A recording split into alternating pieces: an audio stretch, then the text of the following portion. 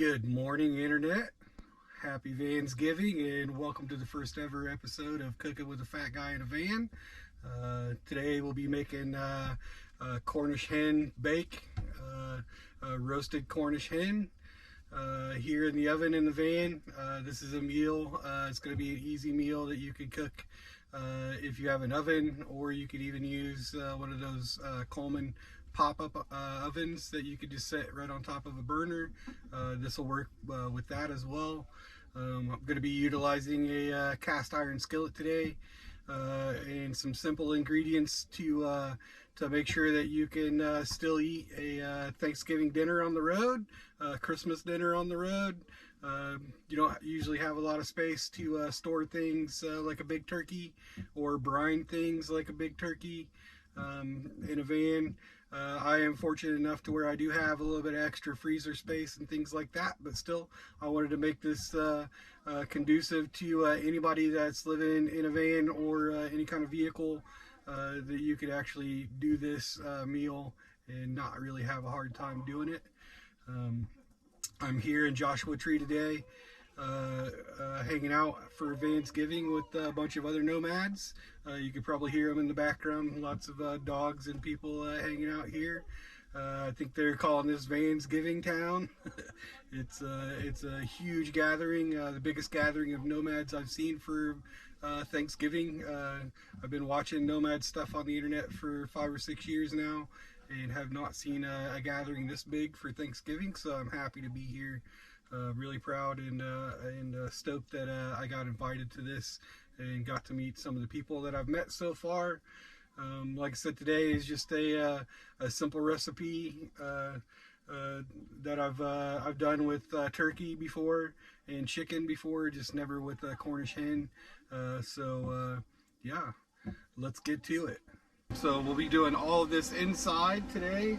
We're going to be cooking a couple of Cornish game hens. As you can see right here, I was here a few weeks ago and watched one of my buddies cook a Cornish game hen, and remembered that I had those when I was a kid.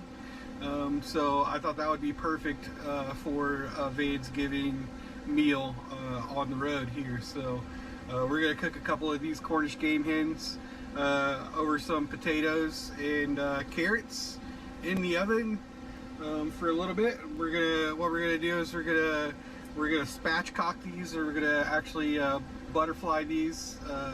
In other words, I have done this method with a turkey before, and it turned out great. It cooks a little faster. That's the whole point.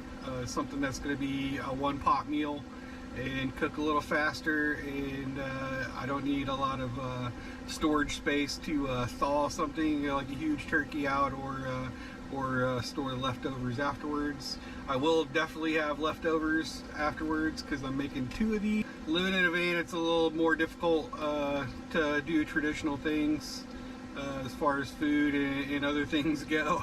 So you have to learn to adapt and still get the comforts of home while you're out here on BLM land, far away from any sort of brick and mortar. So you just gotta make do with what you have, and that's what we're doing today.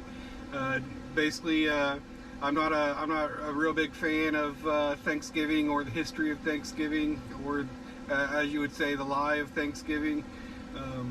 I am, however, more of a fan of people coming together and sharing and things like that. Tomorrow is the Vansgiving pitch-in, and I'll be making corn casserole for that. This is something completely different that I want to just do on camera here, and show you guys that I can cook, or I can at least try to cook anyways. But yeah, Vansgiving is a new thing to me.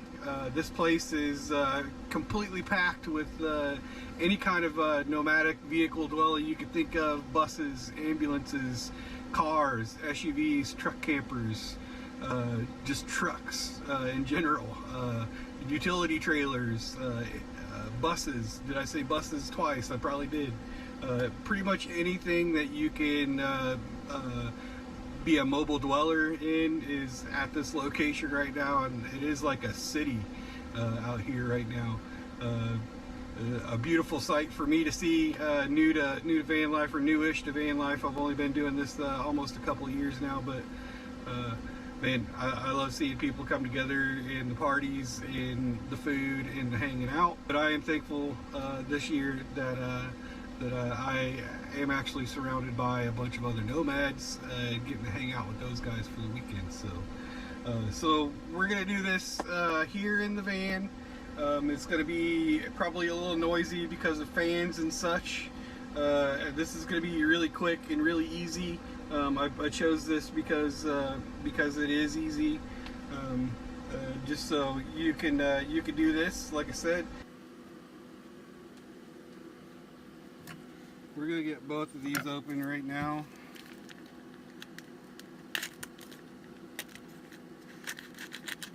Get rid of the trash and then see if there's any kind of innards inside, or whatever you want to call them. Just trying to dry these off real quick here.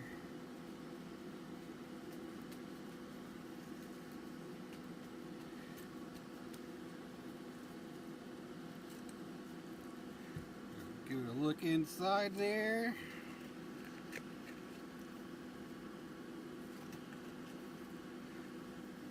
Doesn't look like there's any kind of neck or any kind of bag of anything inside like a regular turkey would have.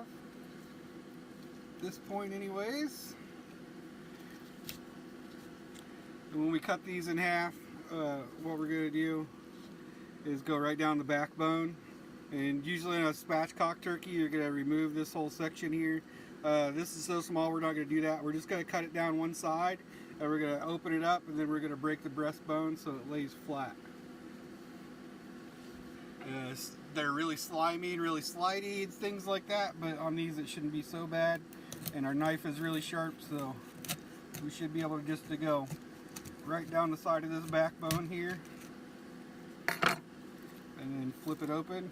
And you can see it's still got some ice and things inside here. We're going to pull that out, and the best way to handle this is just to flip it over to make sure that it's going to lay flat there for you. If you want to, you could just press it a little bit more flat. I'm going to take off some of the excess skin here. We don't need all that. Taking that off there, and there's the first one flat. It doesn't look really even, but it doesn't have to be beautiful, it just has to be functional. We're going to do the same thing here on this side. That's the breast side. We don't want to cut that side, so right down the side of the spine there.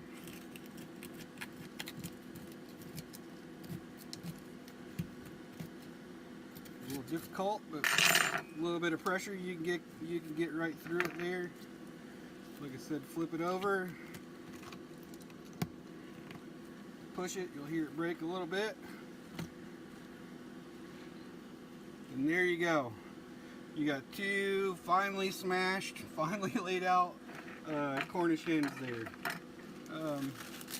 And this is going to be like pretty simple. Like I said, we're not doing crazy things to this. We're not doing anything difficult to this. All we're doing is using the potatoes and onions as a base to elevate it. From the pan here,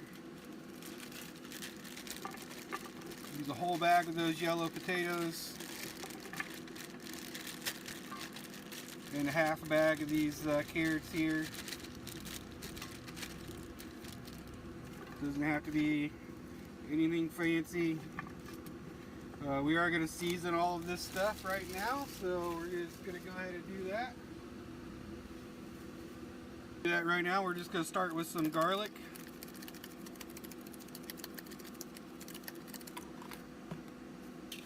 And some onion.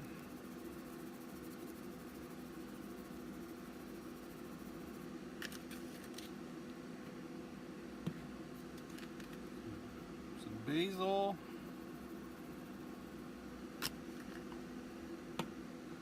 Paprika, And you're gonna see this this be basically the same thing I use for the Cornish hens as well. Salt and some fresh ground black pepper.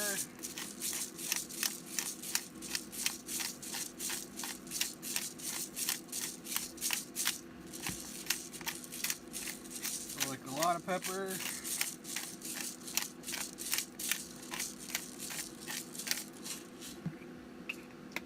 Should be good for that. We're also just using some regular chicken stock for the bottom of that. What we want this to do is basically steam it a little bit. I'm not going to cover this completely, but we are going to put a good amount in there.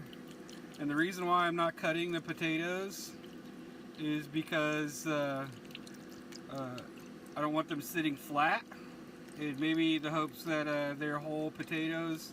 It'll take them a little bit longer to cook because this is going to be in there for about an hour, maybe in the oven for an hour.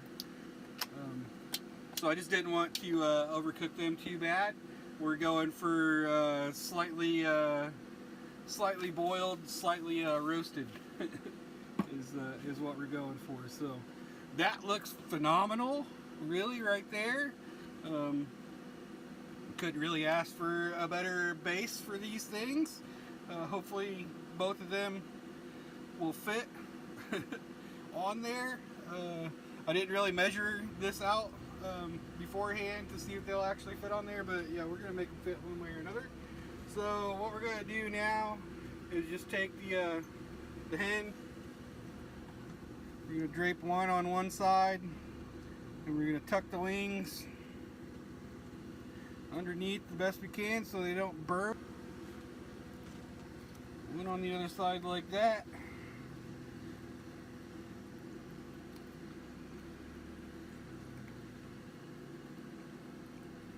I want these to, I want as much of the top skin to be exposed that I can get to be exposed, including the drums, because it's going to make it brown a little better.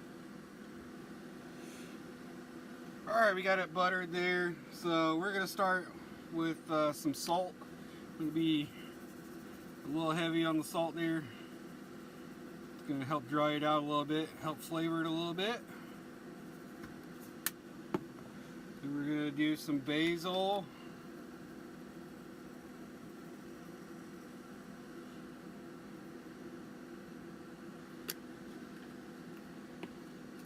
Some garlic powder.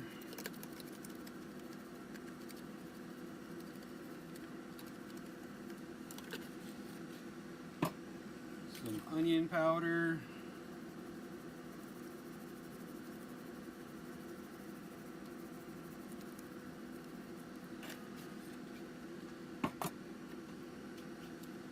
And some paprika.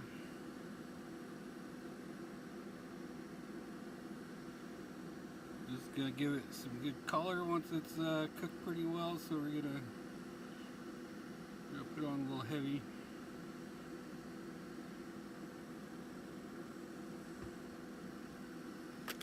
Go.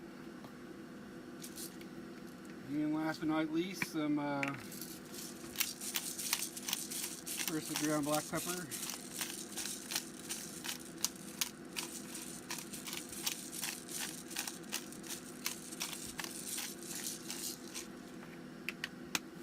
And I should have already had the oven preheating, but I didn't. So we're just gonna go ahead and light that now.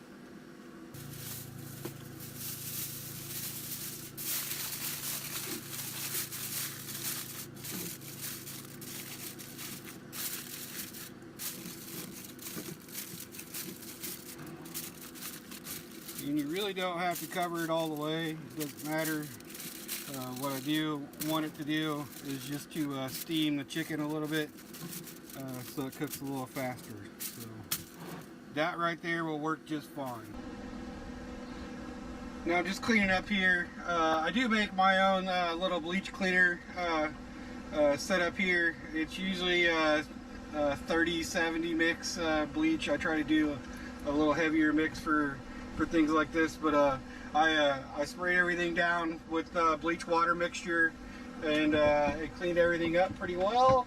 That stops you from spreading salmonella all over your kitchen and get into the other food that you want to cook in your kitchen.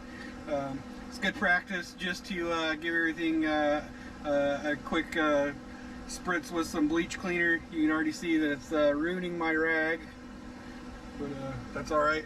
That's what these rags are for. I also do the same thing to my cutting board.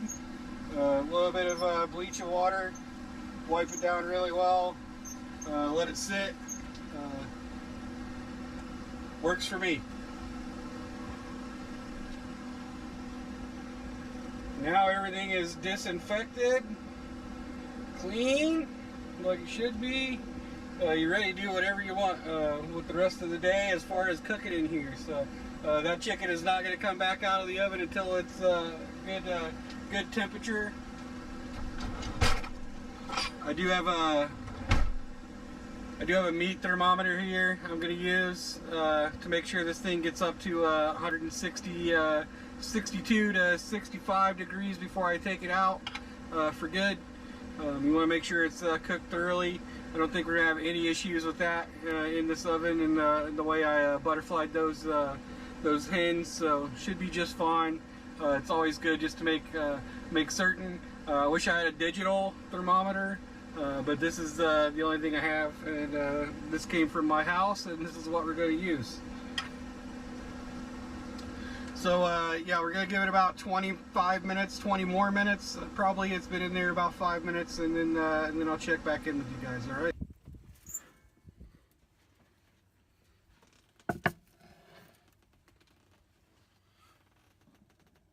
All right, so popped it out here, take this off of here, see what it looks like. Looks like it's doing pretty well there. I don't know if you can tell, but man, that looks and smells absolutely amazing. Yeah, that smells absolutely amazing.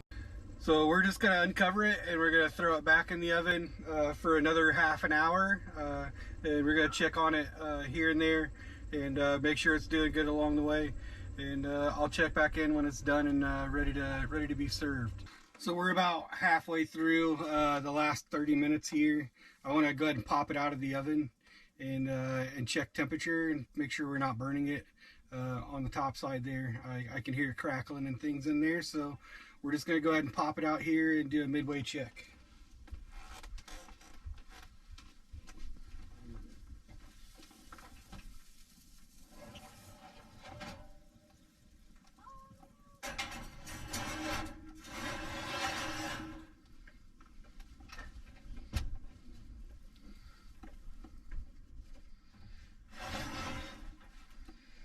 Transfer it over here so y'all can take a good look at it.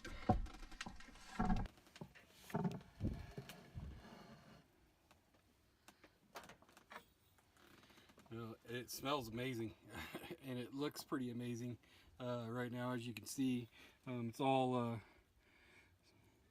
still not as dry on the top and not as done on the top as I would want it to be. We're going to go ahead and get a good internal temp though. I'm going to turn it around and show it to you guys.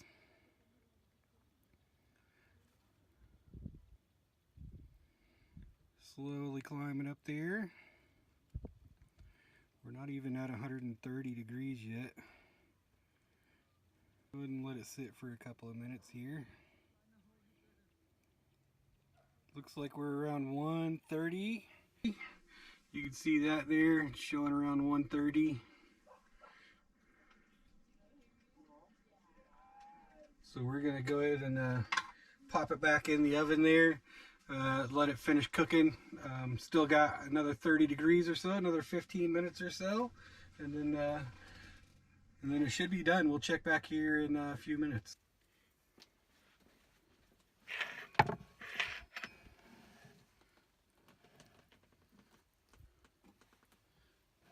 Ooh, that's hot.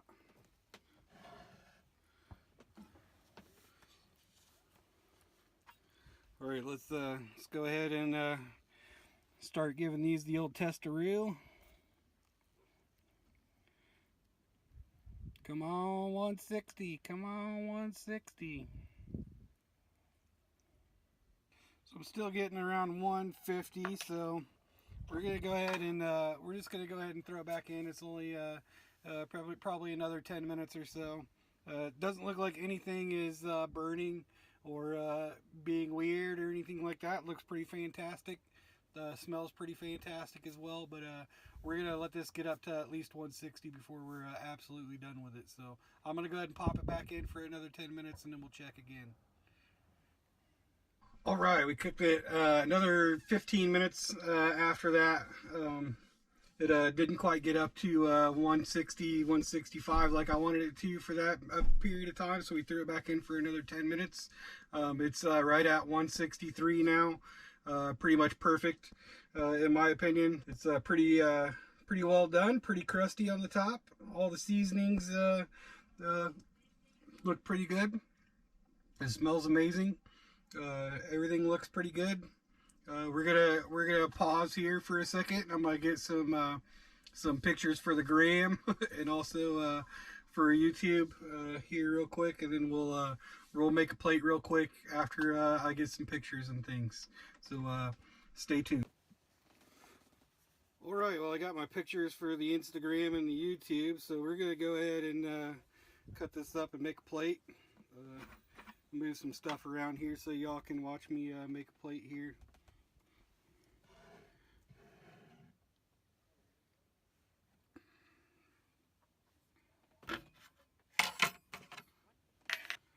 So we're gonna get some chicken and some potatoes. We're gonna start with the potatoes here. These are nicely done, it looks like.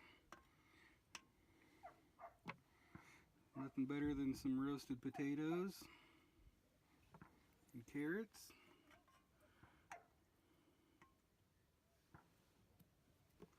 And usually what I do is just mash these a little bit like mashed potatoes. Squish up the carrots in there with it.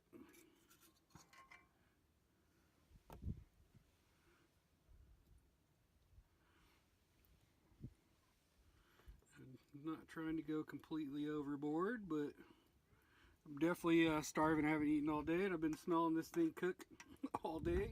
It took me about, I don't know, maybe an hour and 10 minutes to make this completely. So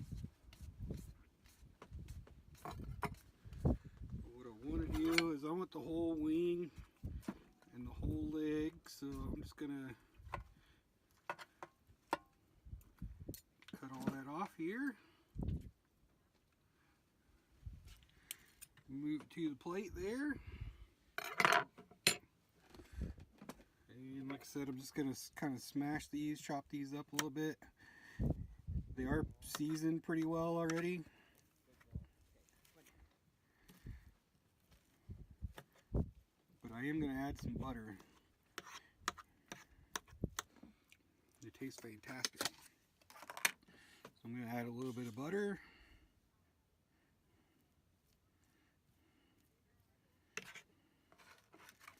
A little bit of salt and pepper.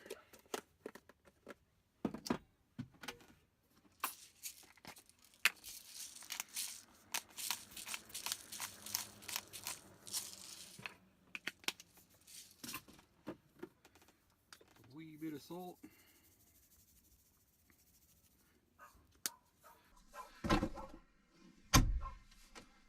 Like I said, you can't have Thanksgiving dinner without some sort of roll. When you don't want to cook rolls, like fresh homemade rolls, which I like to do that sometimes, these are a great substitution for that sort of thing. So, and they're probably the best dinner rolls you can get from a grocery store, in my opinion. I'm gonna crack them in half, butter them, because you can't have a roast hen without butter, or butter bread. A little too much. That's all right. We got two.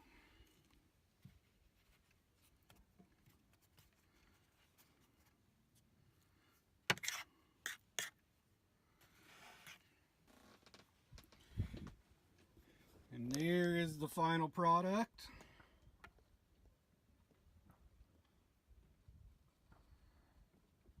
Roasted Cornish game hen. So there's the final product there. If you could see some Cornish game hen there, some rolls and some roasted potatoes. It smells like absolutely good. This is probably, I don't know, I haven't tasted it yet, but this is the most awesome thing I've cooked in the van so far, and I've done a lot of cooking in here. So we're just gonna rip into it, give it a taste.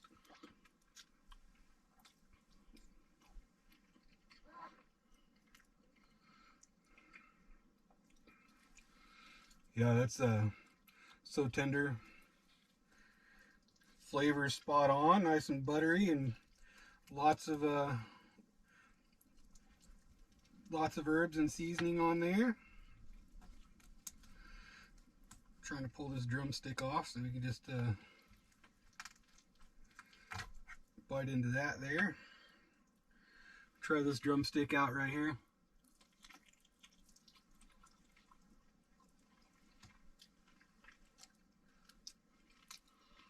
Oh man. No, honestly, that is better than any chicken I've ever had. Really. I've done beer can chickens, I've done grilled barbecue chicken, roasted chickens, I've done every chicken every way you can imagine chicken to be cooked, I've done it. But that right there just has way more flavor than any chicken I've ever had. That's pretty fantastic. Let's give these potatoes and carrots a shot. And I didn't, like I said, I didn't cut these up, and I didn't take the skin off. Didn't do any of that stuff. Just because I like all that stuff. So.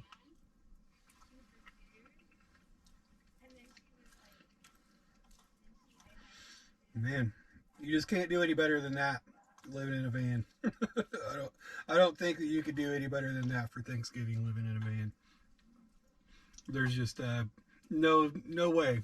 If you haven't ever tried a Cornish game hen, if you haven't ever tried to cook Thanksgiving in your van, you should do it. You should try something.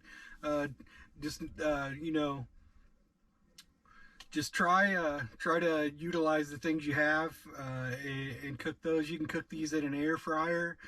You can cook them in an oven. You can cook them on a grill. You can cook them over the fire. There's lots of avenues in van life you could take to cook something like this and to make it that good. You don't actually have to have an oven. Like I said, you could have one of those Coleman pop-up ovens and just cook it on a Coleman stove, like a Coleman camp stove. That would work completely fine. I don't see any reason why that wouldn't work. Yeah, just try to step out of your wheelhouse a little bit and try to, you don't have all the comforts of an actual house, brick and mortar inside your van, but anything's possible if you just set your stomach to it. So, yeah. I'm not really, like I said at the beginning of this episode, I'm not really a fan of the whole history of Thanksgiving and that sort of thing. This holiday is built pretty much on a lie we've been told for a long time, but that doesn't mean that you can't take the opportunity to try and fix that, to try and make this holiday, about friends and about family. And about something more positive than the history of this country. I take, pride in the fact that I do have native blood in me, and I hate that we were taught a false history of these things, but like I said, it's about coming together, and we can make the best out of a old bad situation. Vansgiving here with these people that I just met has allowed me to, understand that some of us nomads don't have family on the road and things, so we are able to come together on a holiday like this and share some food, break bread together and share some good times. So I'm thinking about all my family right now, all my friends back home that I haven't seen in a couple of years. I hope you guys are doing well. I hope all of you are doing well, and I hope you all have a very good Thanksgiving and Christmas this year. Until then, I'm just gonna be hanging out in my van, enjoying life and sharing it with you guys. So I hope you come back and watch again. I hope you enjoyed my first episode here of Cooking with a Fat Guy in a Van. This isn't going to be the last time you're going to see that sort of thing. Looking forward to be a little more prominent. I do enjoy cooking. I do enjoy pushing the envelope in my van here to see what I can cook and what I can fail at and what I can't fail at, as far as with the small kitchen that I have here. And also I'll be utilizing the outside kitchen as well here in the future. That's why I bought all that stuff, because I really enjoy cooking, and I want to share it with you all. So I really appreciate you. Have a good one, and we'll catch you next time.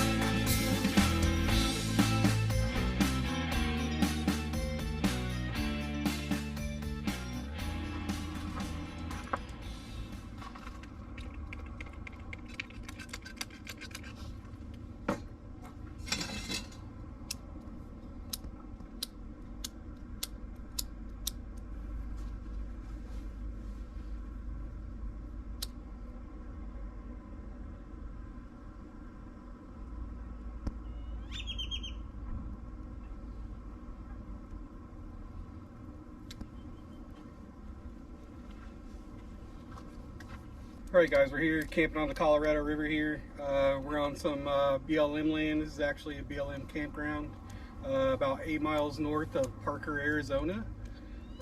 Just south of Lake Havasu here. You can stay here I think 14 days and it's $5 a night. That's pretty dang cheap for this view right here, which is pretty awesome. We're just chilling here. I've been here a couple of days already. Just left Thanksgiving. It was a little cold at night, so I shagged ass out of there and got over here. It's a little warmer here in this area. Instead of 30s at night, it's 50s, 40s, which is way better in my opinion. I just can't do the cold. I chase the warm weather as much as I can. So we're here in Arizona now. As you can see, I got the little fire pit. This is a mini fire pit I bought from Walmart for $39.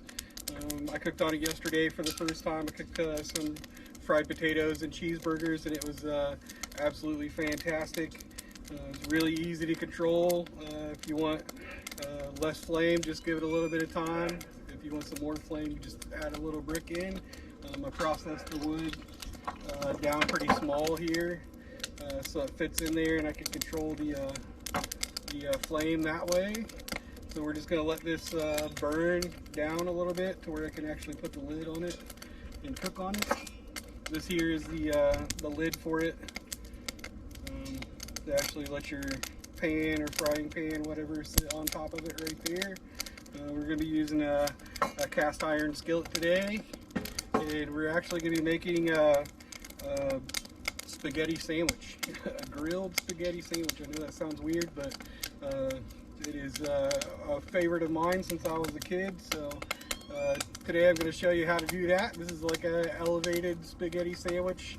We're going to use some Italian bread here. This is just some Italian bread I picked up from Walmart. So we're going to give that a shot. And as you can see here, it's just some regular run-of-the-mill spaghetti that we're using for the spaghetti sandwich. We're also just using some big sourdough slices. This is going to be a monster of a sandwich, and that's okay. Things you need: I usually use assortment of spices and herbs. I already did everything I needed to do to the spaghetti here. We are gonna go ahead and spice up the butter bread. Get the bread taken care of here. I'm gonna use the 2 biggest pieces just because, well, probably not. Make sure these will actually fit in the pan, which they do.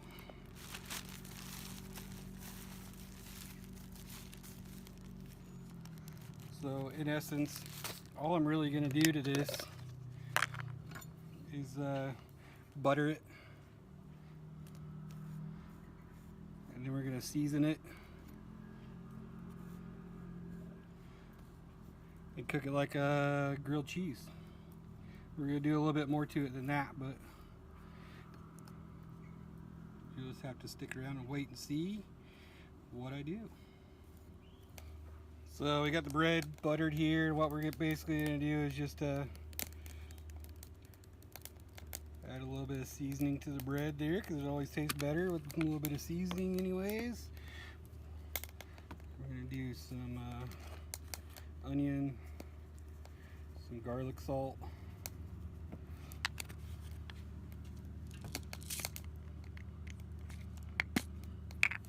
a little bit of fresh cracked pepper,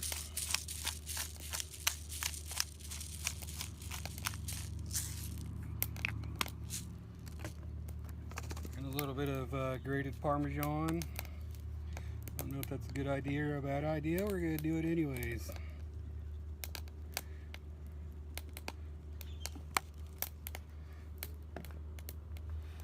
Now what I want to do with this is I want to kind of just press all the seasoning in there so it kind of stays to the butter. So sooner or later, this little flame's gonna die down here well enough to where we can actually cook on this. It's pretty quick usually if you don't try to stick a bunch of wood in there all at once. Usually works pretty well. I don't think we're going to have any issues cooking this on there as long as we pay attention. So we're going to stick the pan on here. We're going to let the pan warm up. You're cooking with the elements here, so it's always a crapshoot.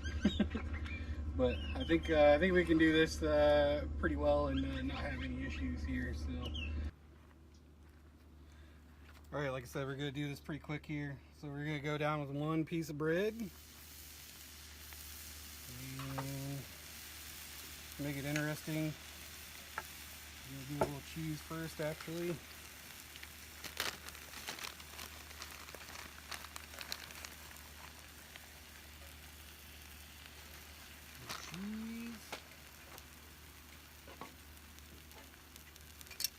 Gonna go a little bit sauce, just because you can't go bad with can't go wrong with sauce.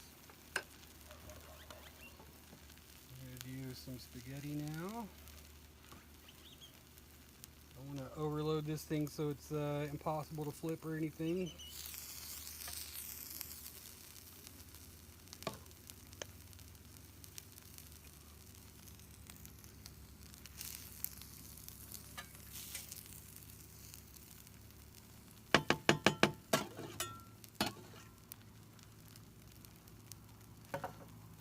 Looks good, so we're going to put the other piece of bread on top of it here. Give it a little smash down. We're going to let it do its thing here for a second.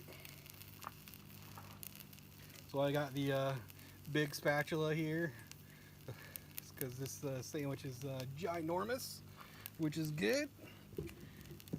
If you make leftovers, these are really good for leftovers at any point in time too. You know, solid sandwich. That's why I'm sharing it with you guys. See if we can flip this over here without causing a catastrophe.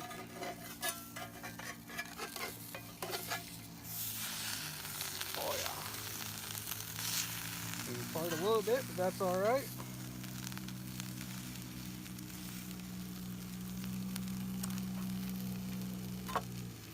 Step out of the way here real quick. There you have one fantastic spaghetti sandwich. We're gonna cut this guy open here really quick, take a look at it. So this is basically just grilled garlic bread with spaghetti and cheese on there and a little bit of sauce. It's probably gonna be a really messy sandwich, but man, it is really good usually. So let's take a look at it here real quick.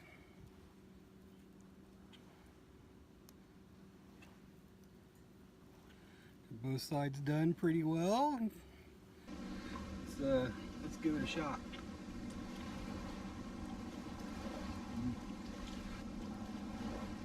That mozzarella cheese just makes it so much better, and the grilled bread. I mean, can't go wrong with some fancy bread. I grew up as a kid eating this with just regular bread that I basically did the same thing with. Just throw some butter and some garlic salt on and grill it that way in a pan. Man, I'd have to say this is probably the best spaghetti sandwich I've ever had.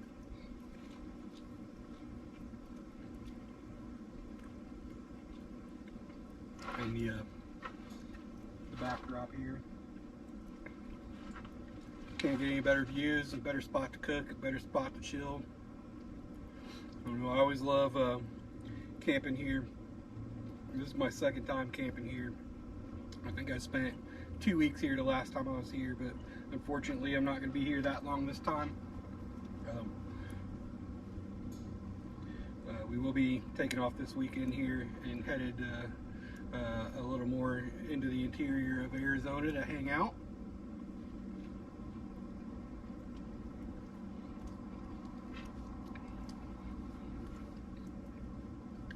You know, I know all of you are thinking spaghetti sandwich.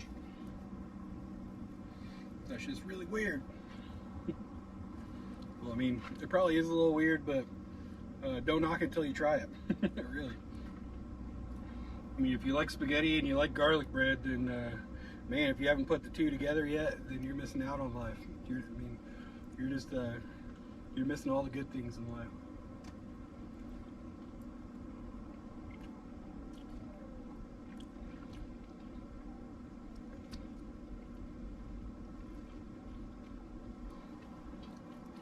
It was a little bit messy of a sandwich, but you could always just eat it with a fork if you wanted.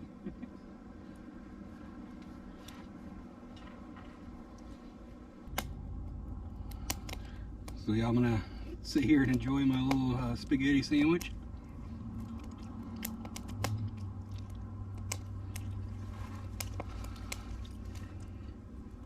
Only the garlic bread just makes it worthwhile.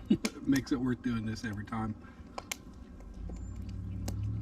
I am a fan of spaghetti, but when it's done this way,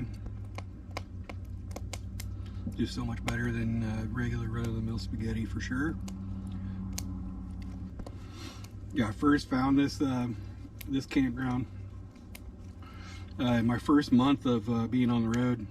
I had to go to Quartzsite and get some upgrades done on the van at Solar Bills there. So when I ordered the parts, it was supposed to take them like 2 weeks to get the parts in shipped to me. So I came here and just camped out here for 2 weeks and fell in love with it. I just have never really been a fan of Quartzsite. I mean, I only went there once, and it was in it was the end of March when I was there, and there was like supposedly that, you know, everybody usually leaves, or you know, right before then or around then. So I didn't really I don't think I really got the experience of Quartzsite, actually hanging out with people and meeting people and things. But yeah, I didn't really like it there at that point. So I mean, I came up here and spent 2 weeks. I paid for a 2-week pass at the La Posa South there, and I didn't even use it. I stayed there like 2 or 3 nights, and I just came here and stayed 2 weeks because it's just way more beautiful here than it is anywhere else. I mean, I can utilize the water for things like bathing, doing my dishes and things, and also it's just completely beautiful. So I like rivers more than I like lakes because there are less bugs here. Like last night I sat out here until like, I don't know, probably 9 or 10, having a fire and not getting eaten by mosquitoes. It was pretty awesome. So well, anyways, I'm gonna finish this sandwich here, and we're probably gonna give it a little walk around here so you can see a little bit of the area. Try not to film. You know, I think this is a pretty busy campground most of the time, so all the spots are usually pretty full. So I do need to take my trash over, and both ends of this little roadway here, right along the roadway, there are boat ramps. So if you have like a kayak or inflatable or something like that, you can put it in there, or you can actually back an actual boat into there from here. I actually, last time I was here, I saw one of the campers do that. He brought a little, it looked like a little 10-footer, a little 12-footer boat, and launched it from here. They completely allow you to do that, and there's no fee for that here. So that's really neat. Aside from all the spots here along the river, there's a little spot away from the river up that way with another, like, I'd have to say 6 or 8 spots where if you can't get right on the river, you can actually stay over there and wait until one of these spots comes available, and then you can just move right over here. Usually the camp hosts are really cool about letting you do that stuff here. So this is all first come first serve BLM land campground, so there's no reservation system here at all. You just come and you get the spot. So when I showed up here, it was a crapshoot whether I actually was going to get a spot or not, but I showed up here and got the best spot in the place. I think there's a little walkway behind me over here that you could walk down to the river and do some fishing and things like that if you want to do that. I think most of these have a good view of the river, but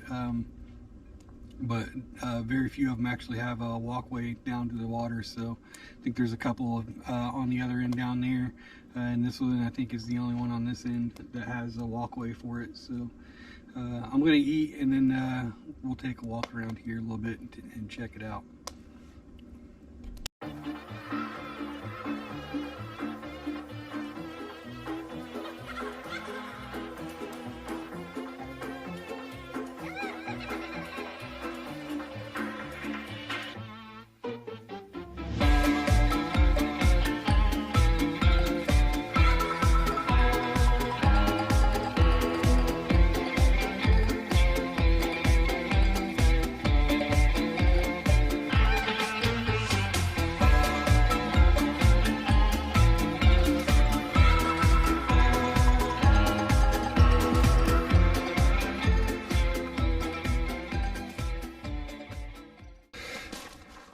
I'm gonna walk down here and take my trash out real quick. There is a dumpster down here, and I'm gonna let you guys see the facilities and the trash can and the pegboard up front with all the rules on it. And then we're gonna walk down to the other end there and let you see that boat ramp, and then come back this way. So as you can see here,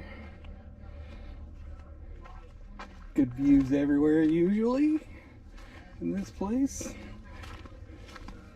I'm gonna throw my trash away first.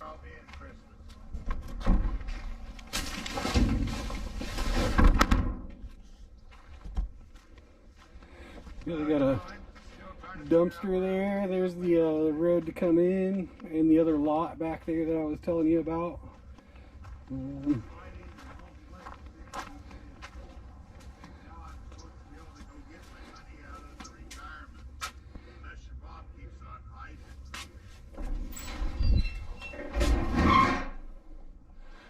Pretty decent restroom.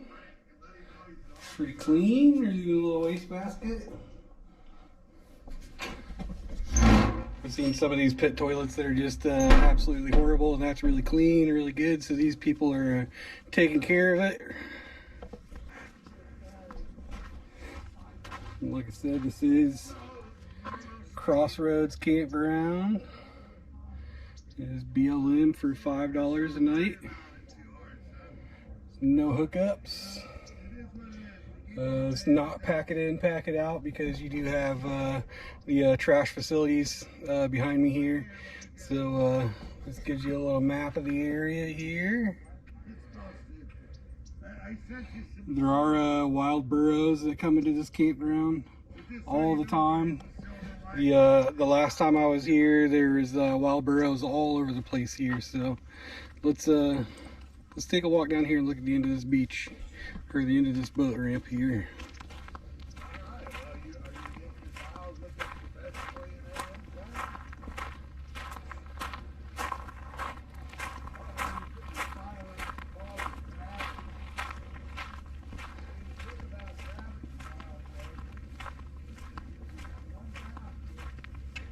Yeah, this is a really good spot if you have a kayak or something that you want to utilize on the water. I mean, this spot is great for that. Like last time I was here, there's a bunch of people with inflatables and kayaks using this for all that stuff. So just keep that in mind for this place.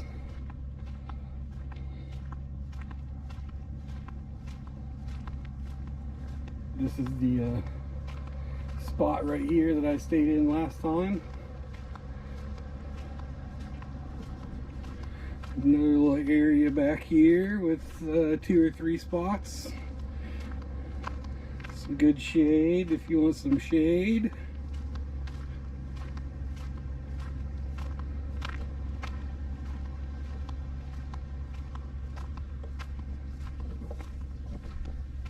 I don't know, I just feel really lucky that I'm able to find some of these places and able to come to some of these places that I just want to share it with everybody. I mean, a lot of people don't know that some of these places that are free or like really cheap exist. And I'm all about the free and the cheap, so I just figured I would share this with you guys today because it's a pretty awesome spot. Here's the little walkway to the beach down here.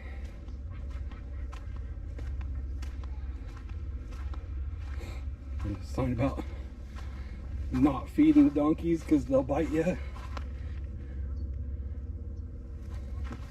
And they will bite you, I'm sure.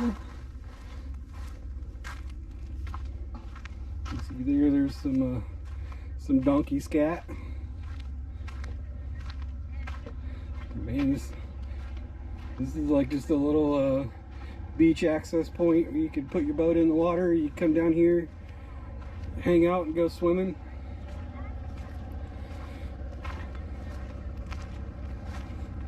You can see fresh donkey tracks. Apparently they come down here and get some water as well. I haven't seen them swimming down here, but they probably come down here to drink water.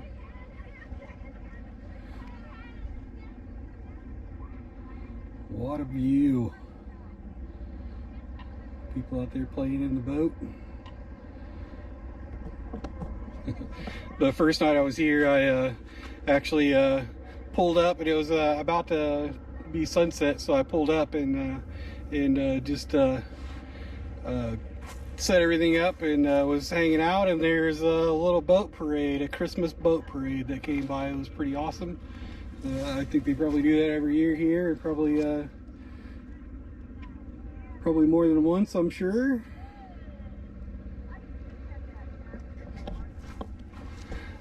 Yeah, fun little beach spot here. Let's turn around and go walk back the other way. So here's the old Chupacabra. Best spot in the place, in my opinion.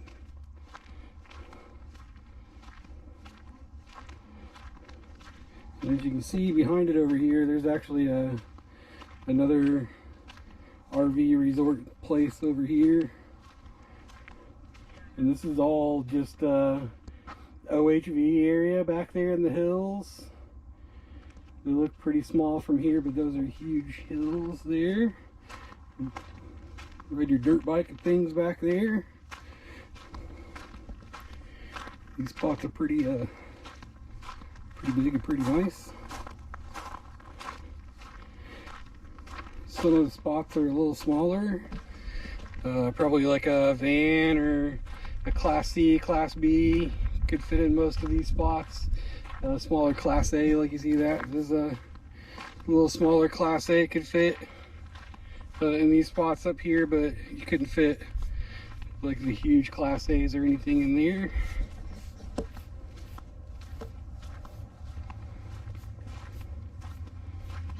We'll walk away to the beach down here to you.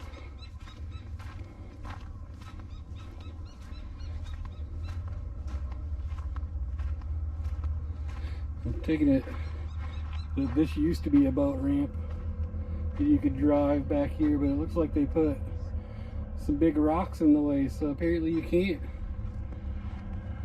launch a boat here anymore. But get a kayak or something like that, you could do that for sure.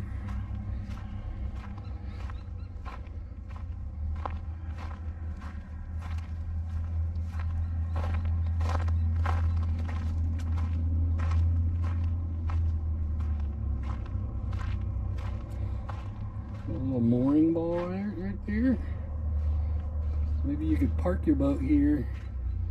It'd be okay. They're numbered mooring balls, so look at those houses over there. Those are awesome. Right on the water. Every one of them has a dock too. I don't know if you can see, but the water is pretty clear.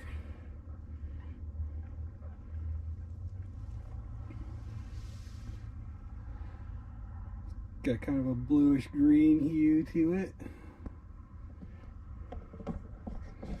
Back home, all the water is really muddy and crappy. So seeing a good bit of water that's clear is awesome. Most places I went to here in the West, in the Pacific Northwest, has been beautiful blue water usually. So we're gonna head back to the campsite and show you around there.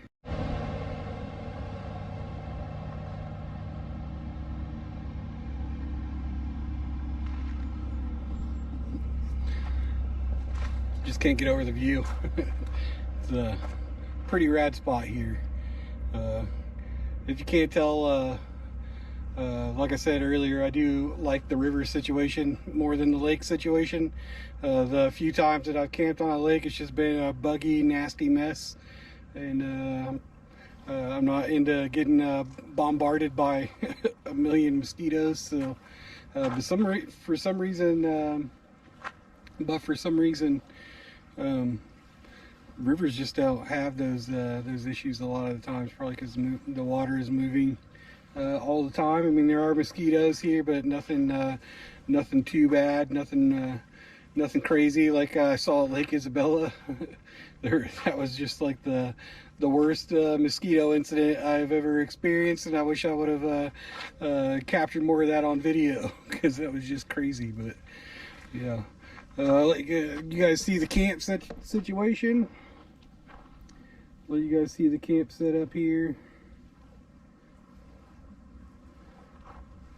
And the good thing about that fire pit is that is the second bundle of wood that I bought. But this little fire pit from Walmart is just completely awesome. It's not going right now. I kind of let it go out. But man, if you're trying to save money, not spend a ridiculous amount of money on wood. Wood these days is $10 here for a bundle of wood, which is absolutely crazy.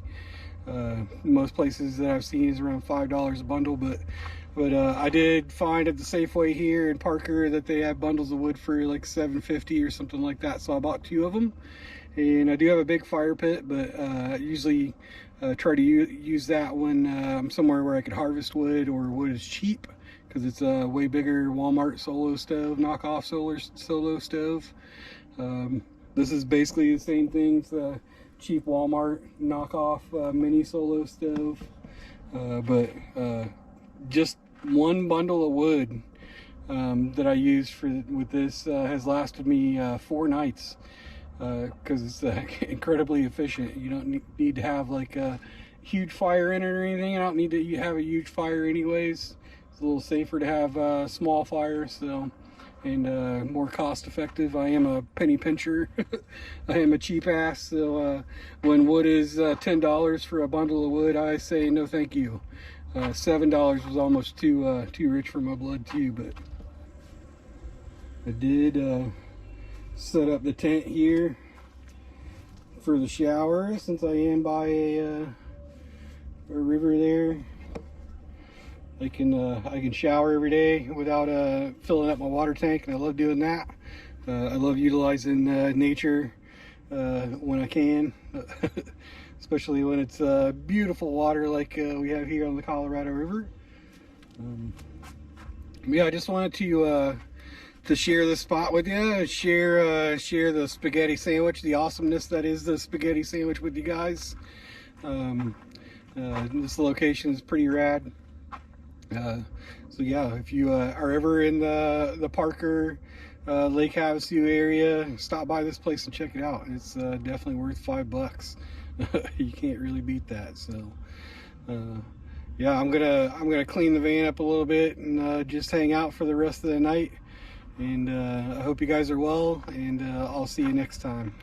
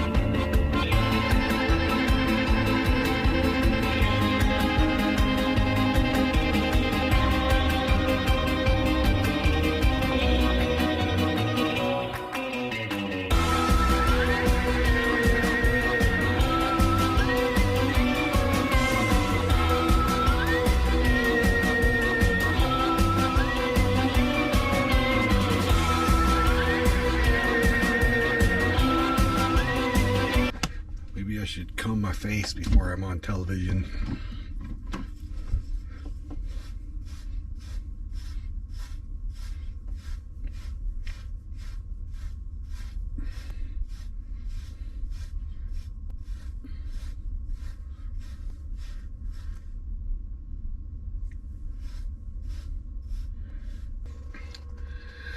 Well, how's it going, YouTubers? Today we're in Winslow, Arizona. We're headed for a court site for the time being here. Today my drive was cut short a little bit because there's supposed to be 3 inches of snow in Flagstaff today. It is snowing there as we speak, and I don't really like to drive the van in snow in the mountains if I don't have to, so I'm not in any hurry at all. I'm not in any hurry at all, so it doesn't really matter if I just lay up here in a parking lot. I'm actually in the same spot that I was earlier this year when I came through Winslow here. It's just a lot back here behind the McDonald's. Just a pullover that you know, that you can stay in with no problems usually. So today I was thinking, you know, since it's cold outside, it's you know, no better chance to run the oven in the van here. So we're gonna make some chicken pot pie today. I'm gonna make it my way, the way I like to do it. So you know, if you like to do it different ways, you can do it different ways, but I'm gonna show you guys how I like to do it. And we're just gonna hang out in the van, have a cozy day, maybe watch some movies. I've got some banana nut bread that I'm gonna cook later too for dessert. Like I said, running the oven is a good thing to do when it's chilly. You know, fall and winter is my favorite season in the van here because I can actually cook in the van. So I have the whole outside kitchen that I carry with me because it's just too damn hot in the summertime and to cook in here. So we're gonna take full advantage of this stop. You know, the rainy day has slowed us down and stopped us in our tracks, but you know, we're not in any hurry to get anywhere. We're not in a hurry in life, so we're just gonna pull over to the side of the road here and have a cozy day cooking some food. So let's get started doing that. Alright guys, so for the stuff we're using for this today is some fire roasted corn, some diced potatoes, a couple of big cans of cream of chicken soup, some big buttermilk biscuits, a whole rotisserie chicken from just from the deli in Walmart. These things are like $5 or something. Can't go wrong with that, and some butter. So what I'm gonna do is I'm gonna fry the potatoes in the corn, and then we're gonna add all of that junk in here, and then we're gonna cover it with some biscuits and then throw it in the oven for a bit. Got some bacon grease in the pan here. We're gonna start real quick like. So we can fry the potatoes. We are gonna use some butter in that as well.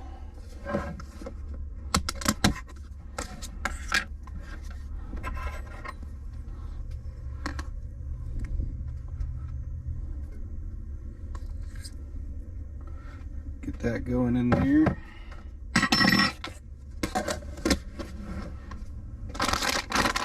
So we're gonna fry the potatoes.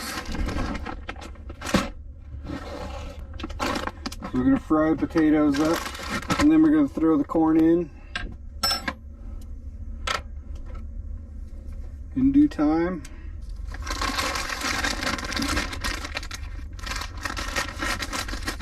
I don't know that we're gonna use all of this, but might as well cook it.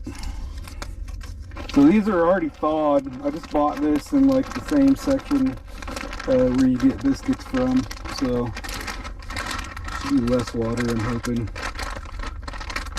We're going to fry all that. We may only end up frying like half of this bag of corn. And you're asking yourself, at this moment probably, who puts potatoes in a chicken pot pie? Well, I'm going to answer that real easy. I do. I don't know, the Marie Callender's ones I like a lot. Those have potatoes in them. The bigger ones you see sometimes have potatoes in them. I don't know, you see it maybe, you know, sometimes in a restaurant where it has potatoes in it. And usually you see, you know, there's mixed vegetables in that stuff. And, I don't like a lot of those mixed vegetables. I like corn a lot, so we're just going to do the fire roasted corn. So while the potatoes are over there cooking, we're gonna deal with the bird from the deli. And this is a lemon pepper flavored bird, straight from the deli, fresh today. Basically just gonna go after this bird, get as much meat off of this as we can. Like I said, we're just gonna get as much of this as we can off of here and use it.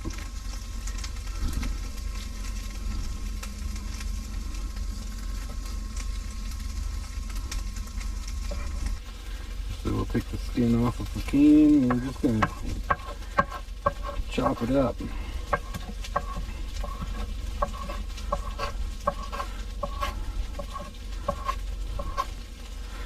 Nice sized chunks.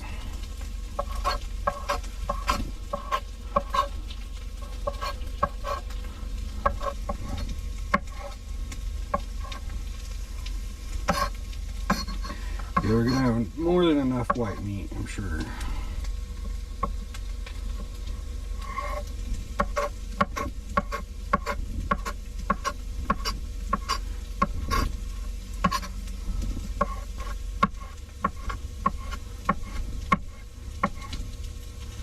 And one for the chef.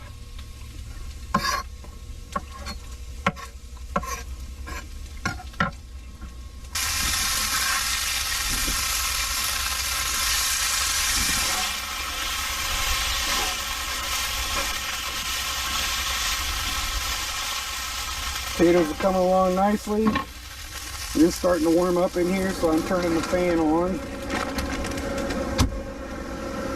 So we're gonna season these potatoes. I like to season everything in layers, if I can. Pepper, garlic salt. We're gonna hold off on the salt for now. Pepper and garlic salt will do the trick.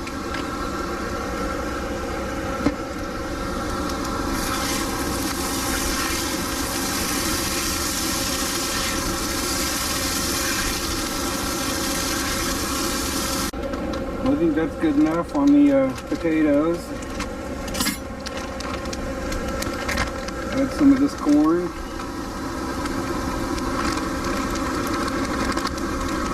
I'm going to add about half of this package, or maybe a quarter of it, or most of it. About half maybe. So I'm going to start transferring it into this pan over here. And we're going to mix everything together in this pan.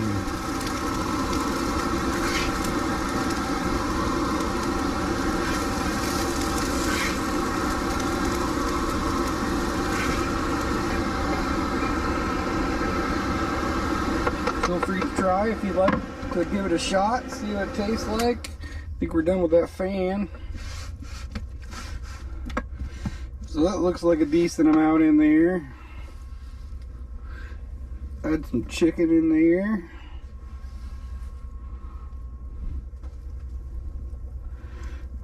Add a whole bunch of chicken in there. We're going to use all of the chicken because it is chicken pot pie. And comes the cream of chicken soup.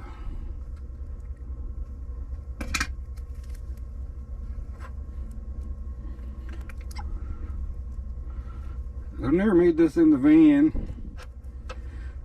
but I've made it when I lived in sticks and bricks. But it looks like I'm gonna have just enough for everything. I got 2 of these big cans. And the only thing I'm concerned about is whether or not the biscuits are gonna cover the whole thing. So now we're gonna mix this up, all incorporated together.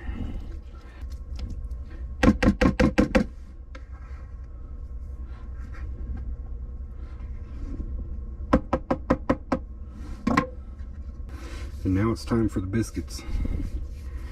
Gonna risk it for the biscuit.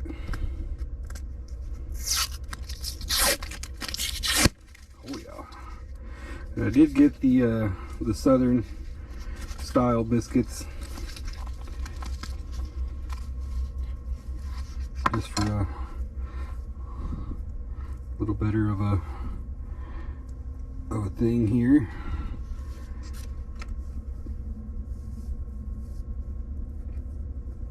Be a little flakier.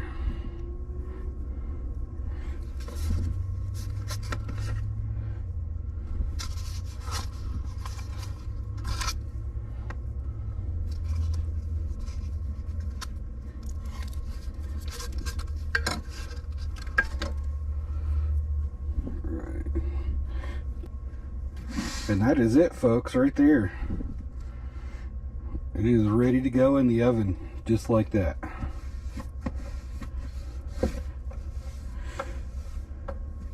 It is ready to go in the oven. We're going to light the oven. We're going to let this pan cool down a bit, and then we're going to bake this for probably about 20 minutes, I would say. All right, well, I got my photo and video for Instagram, and we're going to try this out.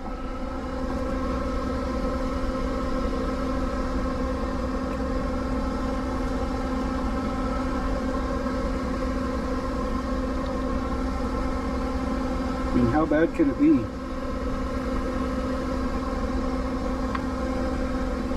It looks good. A little bit of salt, a little bit of pepper. We're good to go. There's a special treat today.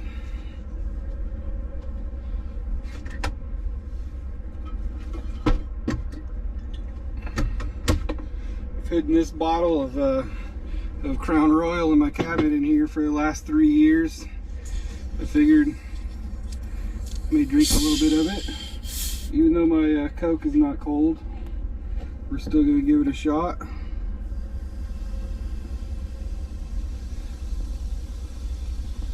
Nothing like a little fall time whiskey and Coke.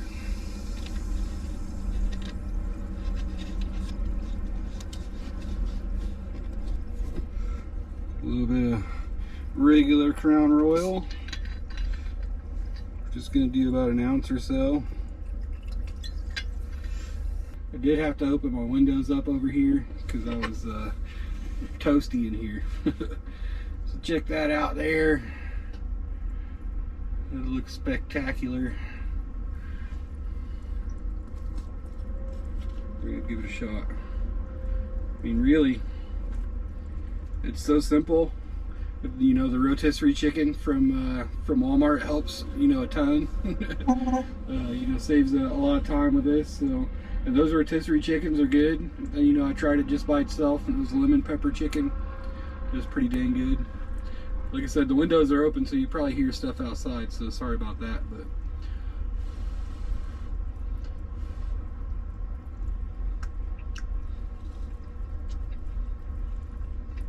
Oh man.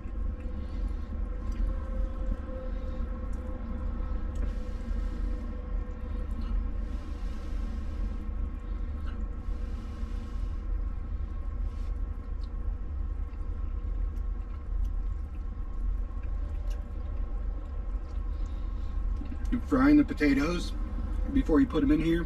It just gives it, you know, that much depth. You know, when you brown them a little bit, and that, you know, already fire roasted corn was so freaking good just by itself, you know, and you fry that with a little bit of butter and garlic and salt, and man, it tastes good. Cheers. Well, I'm gonna finish my food and get cleaned up a little bit, and I'll catch back up here in a bit. So it's raining out pretty hardcore. I'm just sitting here watching some YouTube stuff, but I think we're gonna go ahead and make some a loaf of banana nut bread.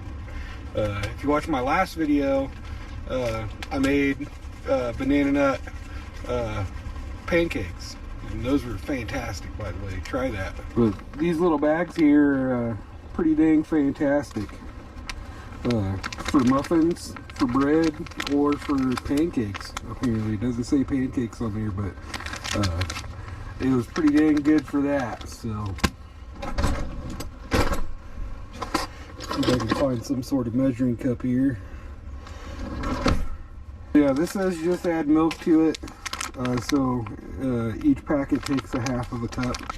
So we're just going to do 1 whole cup. We're going to do 2 of these. I have baked this before in the van, and it turns out quite good.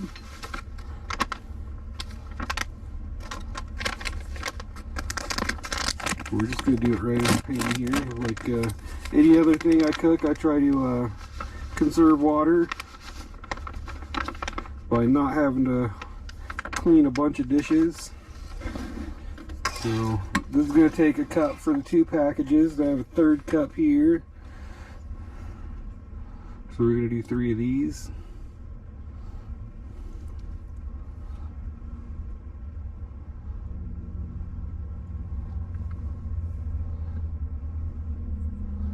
And then I'll make a whole cup. And then my little tiny whisk.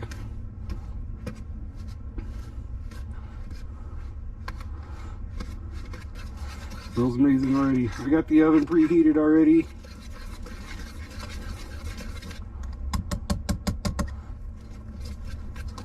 It's pretty easy to do as well. See, cooking in a van isn't that hard, huh? Pretty much do the same thing if you have an oven that you can in your house. I think I've proven that on a few videos. If you haven't seen my Thanksgiving video last year, check that out. I did 2 Cornish hens. I roasted them in the oven. Turned out pretty dang good.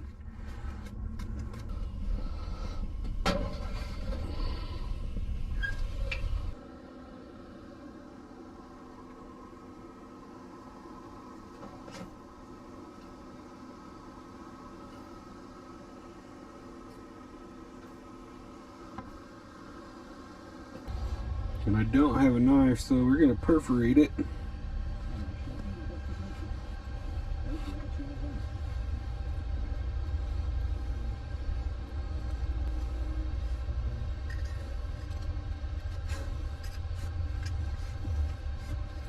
Maybe we can somehow scoot a piece out of here.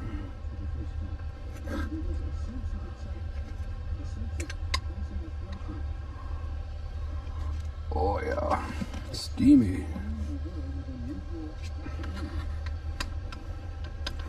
That didn't even burn the bottom. How nice that looks. So yeah, that's it for me tonight, guys. I'm just gonna sit here and watch the documentary about the Bradshaw Ranch and chill. I hope you guys enjoyed watching me make some food in the van here. If you like these videos, like, subscribe, share with a friend, come back and see us, and I'll see you guys on the next adventure.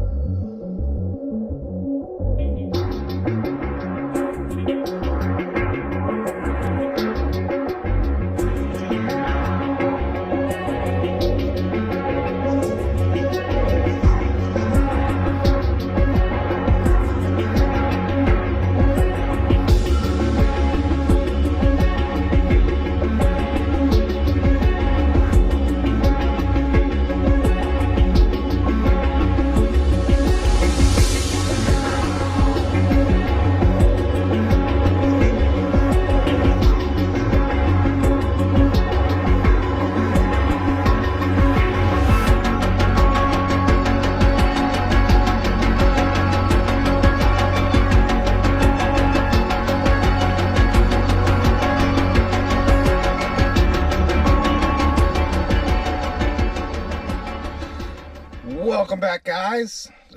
Today I'm fat and I'm in a van and we're going to be cooking something. Actually today we're cooking sausage gravy, which is one of the many reasons why I'm actually a fat guy in a van. It's because sausage gravy is so good. So yeah, today we're going to be making sausage gravy and biscuits here in the van, and yeah, let's get to it. So these are all the ingredients you're going to need for this, and I do suggest when you make sausage gravy that use whole milk for this, just because it's never let me down in actually making a thick gravy ever. So I've actually never failed at making a thick gravy in my life.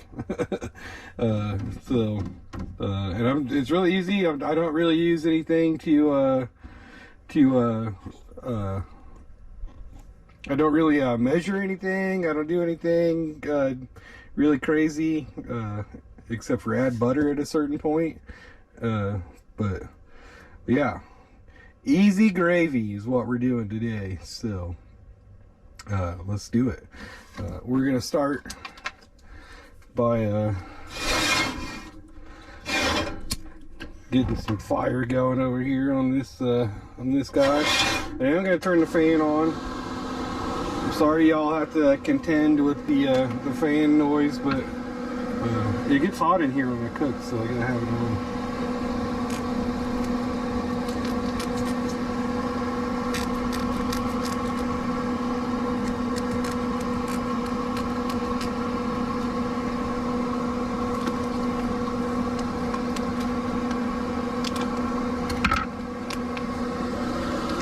This is just really easy gravy.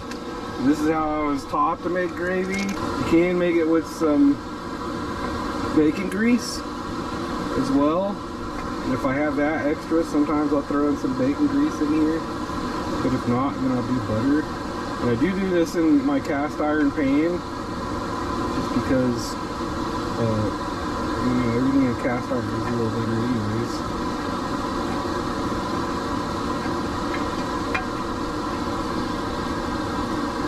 It is a little warmer out today than it has been.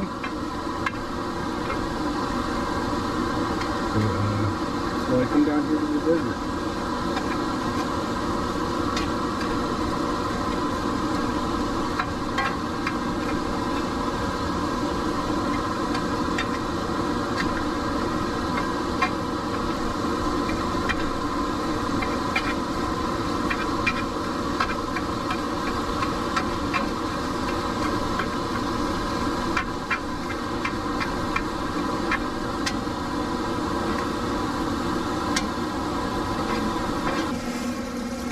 While that's cooking there, we're gonna get these biscuits ready. Really, we're not doing much. We're just spraying some stuff. And we're gonna spray the biscuits too.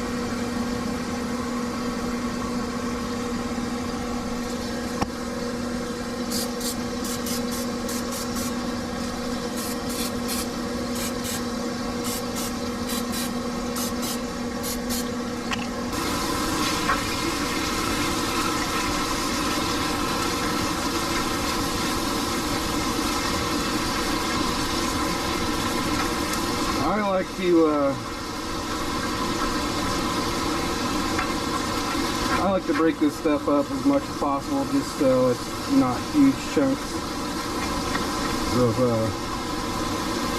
sausage in the gravy there.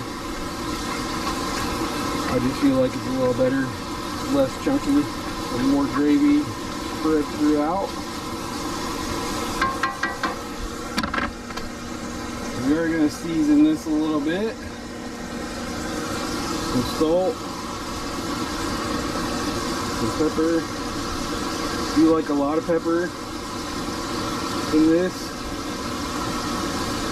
So we'll be peppering it again at some point, sure.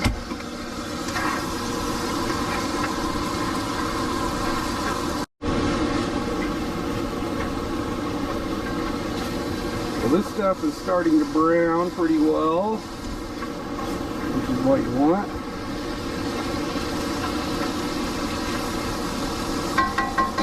So we're going to go ahead and light the oven, because I do have to light the oven. You got to turn this thing where it says pilot light.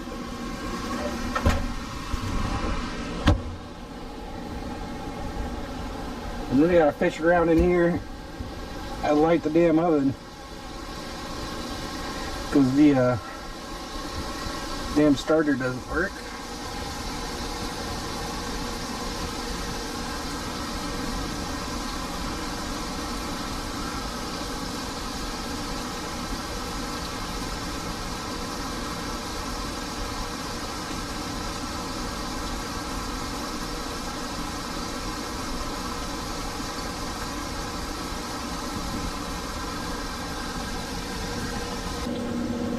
We're going to go ahead and put these biscuits in there.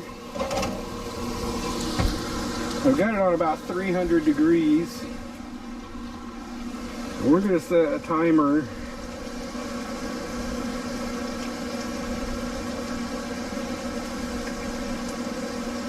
for 5 minutes.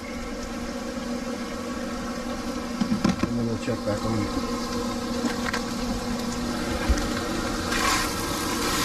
So this is getting to the point to where we're going to make some gravy out of it.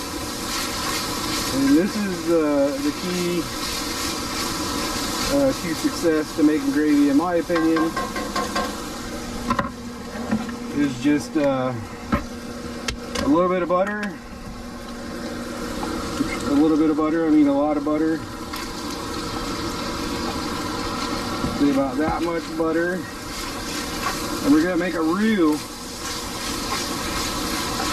with the grease, the butter, and some flour that I'm going to dump in here. It's not going to take very much of any of that stuff.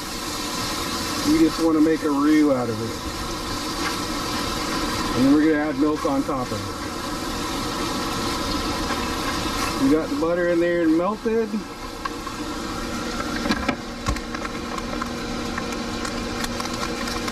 And we're probably going to use like a cup or a half a cup. I don't know what that amount is there, but that's about it. That's probably about a cup maybe. And what you want to do, you want to mix this around as good as you can get it into there. Make sure it's sopping up all the butter and stuff. And then now comes the milk. So you want this on about medium heat when you're doing this, and then you just want to mix this milk in there with it.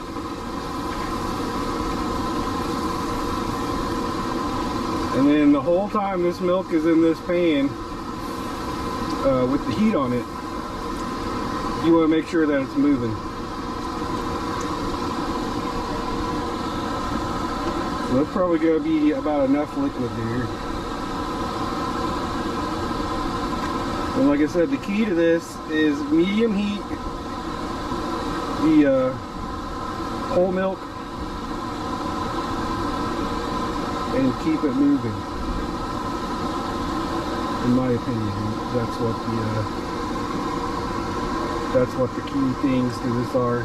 So now what we did was we soaked all of the sausage basically in butter and in flour. And it was basically coated in butter and flour. So now what we're doing is we're basically washing it in milk. We're getting all that flour that we put onto the sausage off of it now. And that's actually what's going to thicken this up for you. So basically what you're going to do, you're going to keep stirring this until you can pull the spatula through it and see the bottom. That's when you know that your gravy is thick enough. And like I said, we are gonna salt and pepper this again, so we might as well do that now. Some salt. Like I said, usually I like a lot of pepper in this.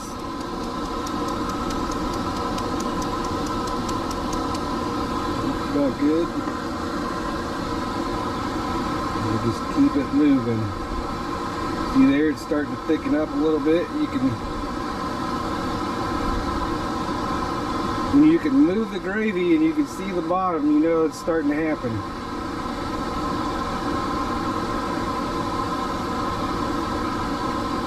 You don't want it too thick right off the bat.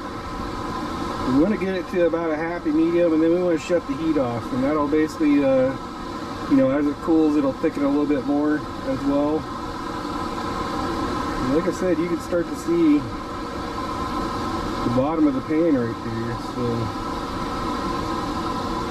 I'm gonna go ahead and kill the heat. I'm gonna continue to stir for a few minutes. And as it cools, it's gonna thicken a lot more. And that's about perfect consistency right there. But because it is a cast iron pan, it's probably gonna continue to thicken. So you should be able to stir it, and the gravy should be able to show the bottom of the pan for it being as thick as you want it to be right there. So I'd say that's about perfect.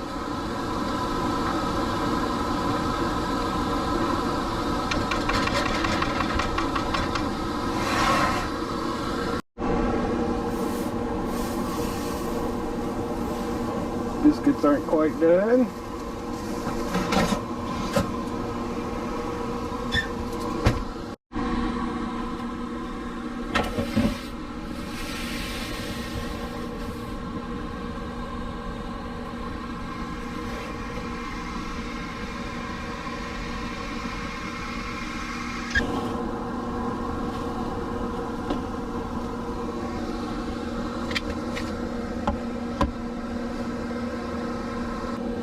The pilot light burnt a little bit, but oh well. So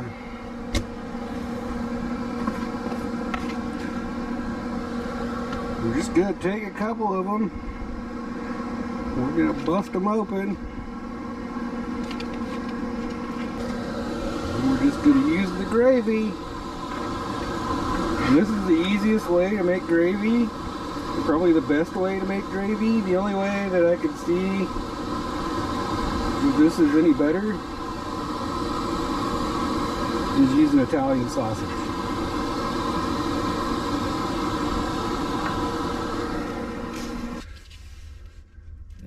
And I already know that this is going to be really good just because, you know, I've made this my whole life, and I've, you know, my family being from the South, they make gravy for everything. You know, if there's a breakfast and it doesn't have gravy involved in it, there's something wrong usually. Especially when you have, you know, big family gatherings. Gravy is just a staple for my family or whatever. So, and like I said, the only way that you can do this any better is if you use Italian sausage in this. And Italian sausage in this is really good. They just didn't have it at the Dollar General, or else I would have got it. But they did have just regular sausage. So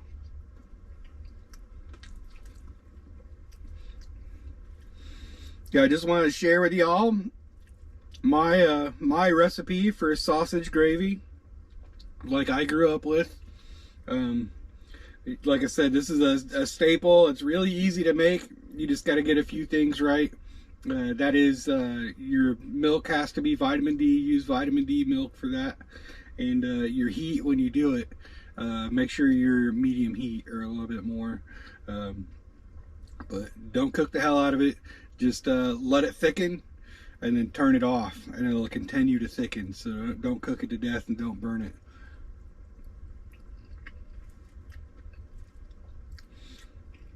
As you can see, the pan in the bottom of that pan, when I moved it, there wasn't anything burnt on the bottom of it. That's because I kept it moving the whole time. And even now that it's off, there's no more heat going into the bottom of that, so it's not going to burn. Cast iron is really good for that stuff. So yeah, just some good tips to make some good sausage gravy. Well, guys, I'm gonna enjoy my my good view of the mountains here, and I'll see you guys on the next episode of Cooking in a Van with a Fat Guy. Cheers.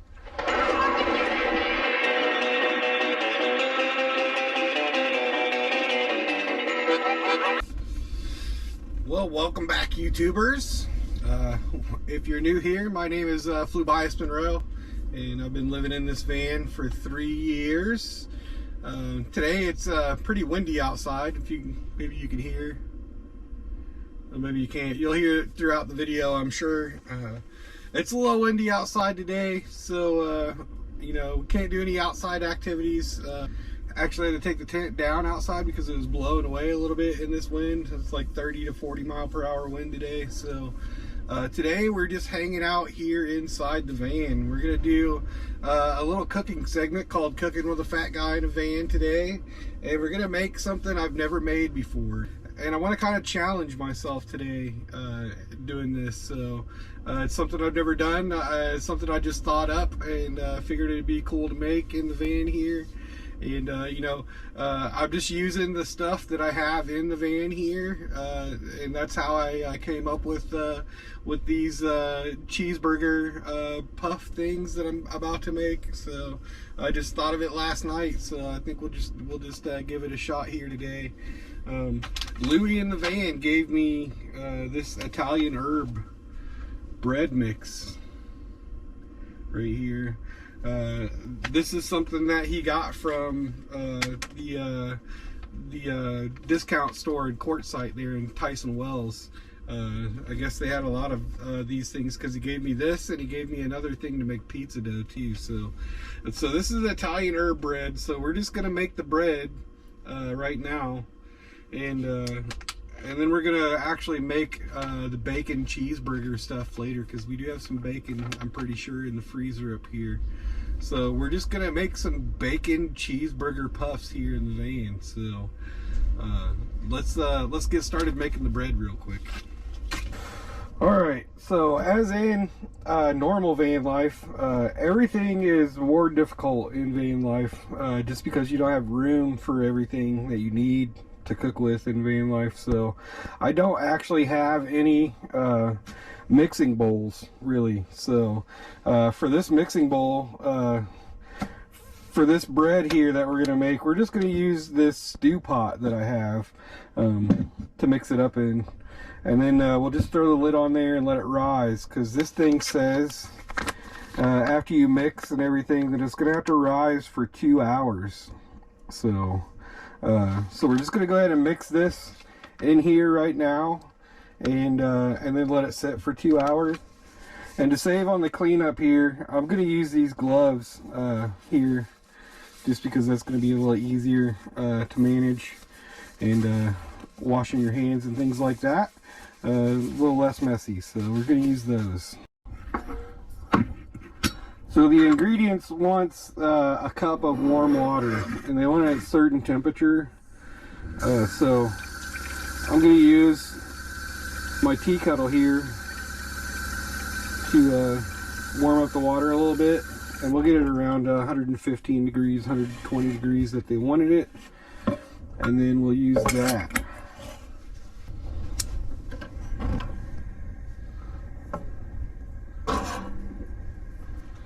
So we'll let that warm up a little bit, and then we'll continue on with making the bread.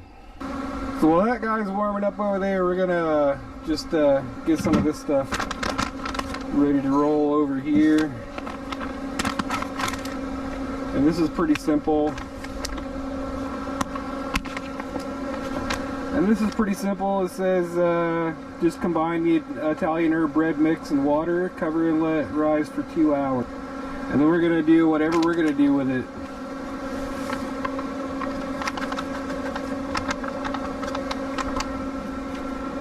Get that in there, and as you can see, it is definitely herby. And it smells like it's got some good seasoning in there too, so probably gonna be some good bread. So that should be warmed up enough. We're not trying to boil it or anything like that. So I'm gonna pour a little bit in here. And it's a little bit more than 120 right now, I would say.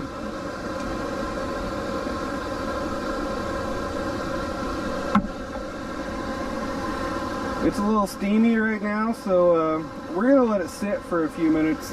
I don't want to put too hot of water in there because I don't want to kill the yeast. So I just want it to be, you know, between 100 and 120 degrees. So that's probably a little more. I do have a meat thermometer here. I don't know if you can see that. The lowest temperature is 120, so we'll see what this says.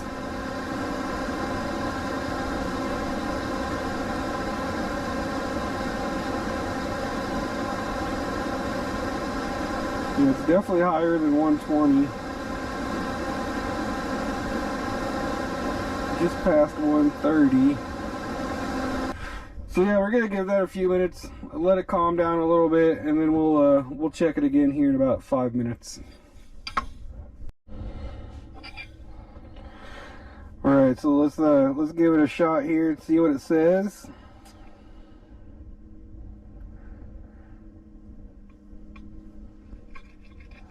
Mix the water around a little bit. I can see it going up. Almost to the 120. It's about 118, I would say. 118. So that's good enough.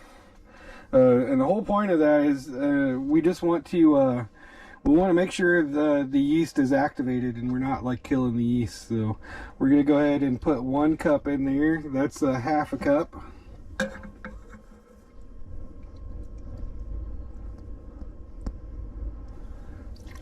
And there's another half. That makes the 1 cup. So I'm gonna glove up here and we're just gonna mix it with our hand.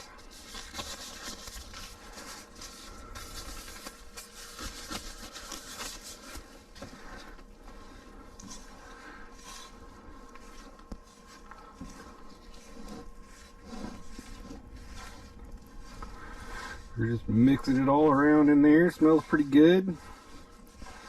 I'm flinging it everywhere. Get all the flour off the bottom.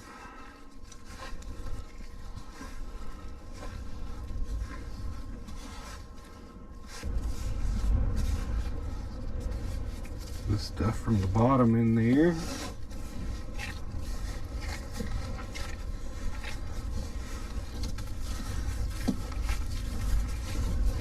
And you can see we got a good dough ball forming there.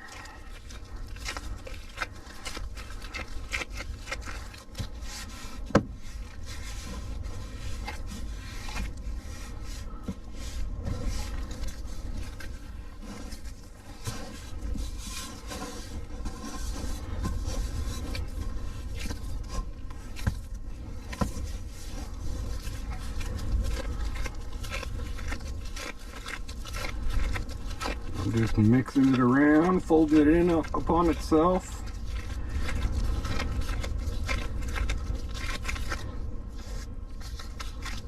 There was a little bit that flew out over there. And I'm just turning it, mixing it. You can see all those herbs in there. It smells amazing, really.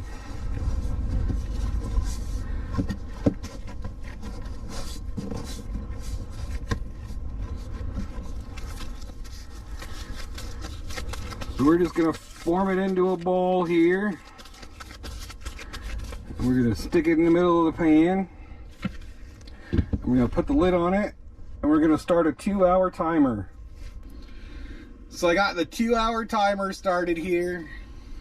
So we're just going to let that go. It's just chilling over here on the stove, as you can see. So we're going to give it about 2 hours. We're going to grab all our meat out of the freezer here and start thawing that out in this 2 hours here. And yeah, we're going to cook some bacon cheeseburger puffs for the first time. So yeah, I'll catch back up in a couple hours when that dough's done and we can get to cooking. Alright, so it's been about an hour and 20 minutes or so, you can see here. So I got about 40 minutes left for that bread to rise. So I got the meat all thawed out here, and we're gonna go ahead and prepare that and cook that on the stove over here and get that ready to go in. So let's do it. So we got the dough in here. It's rising pretty good. Looks pretty decent there. Still got about 40 minutes before we're gonna do anything with that. But we're gonna cut up some bacon here. We cut up the bacon here. We're gonna use about half of it and save the other half for something different.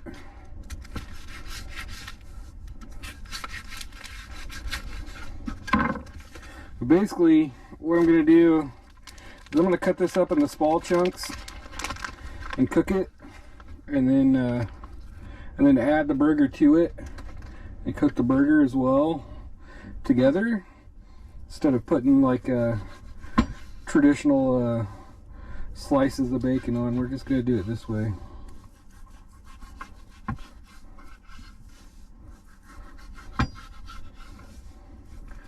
I think it'll make the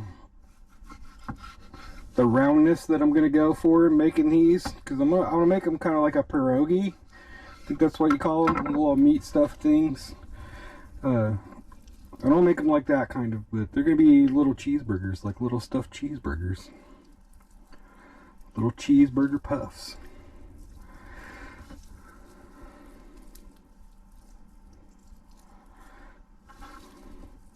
Break this all up real fine. And we're gonna light the pan and cook it.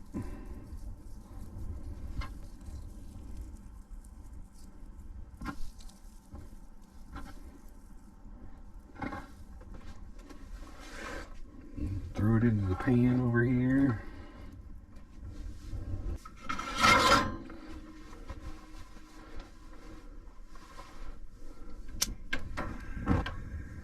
And I'm going to have to turn the fan on here because it's going to get hot in here if I don't. So, sorry for the fan noise.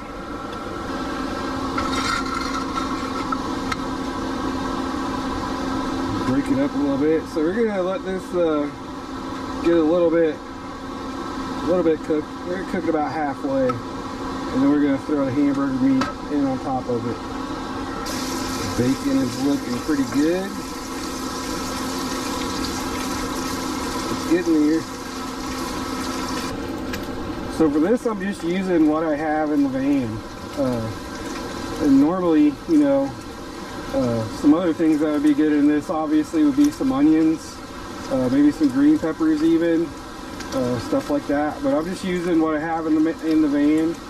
This is like a struggle meal, you know. I'm just using what's on hand and coming up with something that's different to try. So, but this will do good enough. So what you want to do when you're cooking this stuff up beforehand, I mean, there's a lot of grease in this pan, so obviously after the beef cooks, I'm gonna have to strain the juice off. But basically you want to cook whatever you're cooking first until basically it's done enough for you in that aspect, because basically it's just going to stop cooking once I add the hamburger in there. It's going to stop cooking as well. So, but that's good enough for me.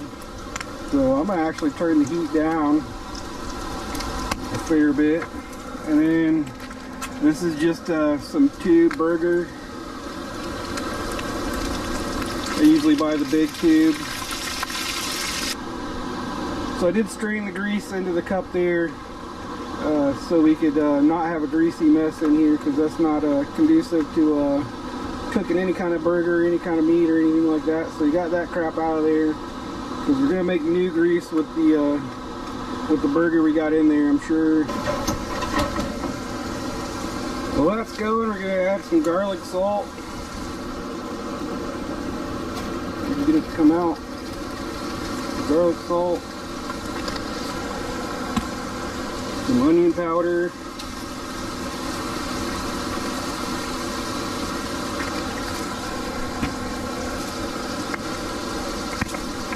Fresh cracked black pepper.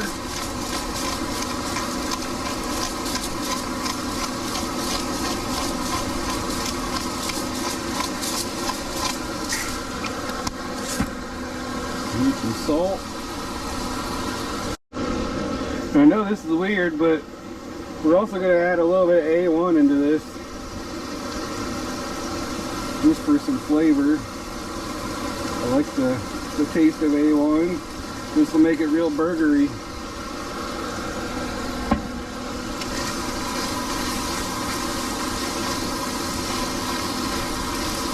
We're going to give it a shot.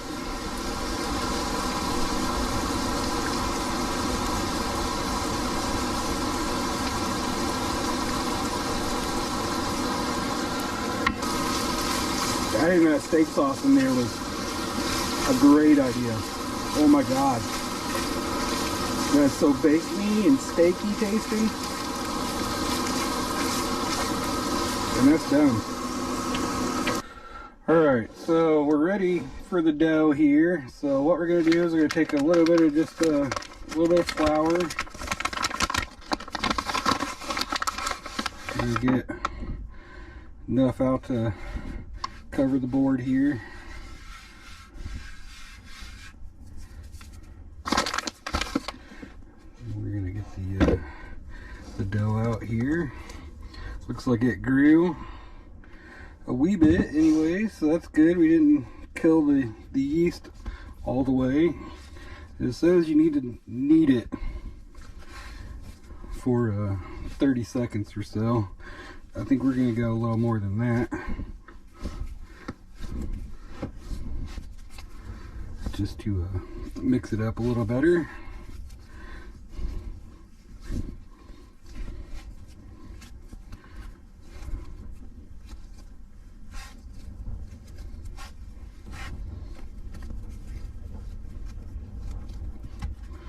I don't know, but it smells fantastic.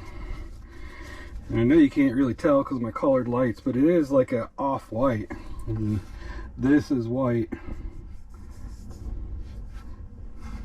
You know, so it's got some good herbs and spices and stuff in there. So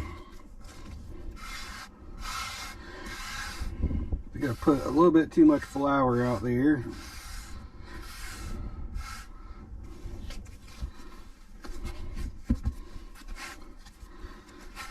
So now's the time where we're thinking about how many of these we're gonna actually want to make. And you know, I want to make as many as possible, just because these are going to be good leftovers, I'm sure. So I don't know, maybe 4, maybe 6. I'm not sure.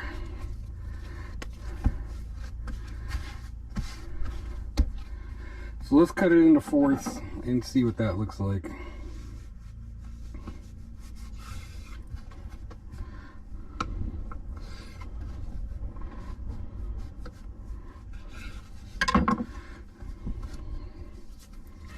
And that looks all right, I guess. And now what I want to do is I want to make these round, because I'm actually going to end up making these into some sort of a ball, like a bao bun sort of thing, but filled with the meat substance that's over there. So I want to stretch it as much as I can, really.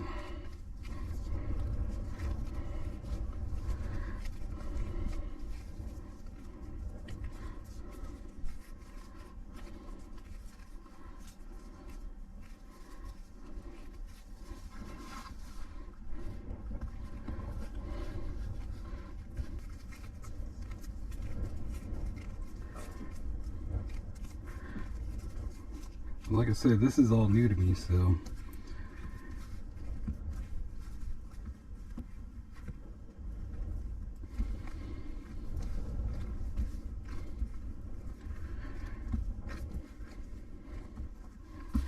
So what I plan to do, see if I can't squish these out a little bit more.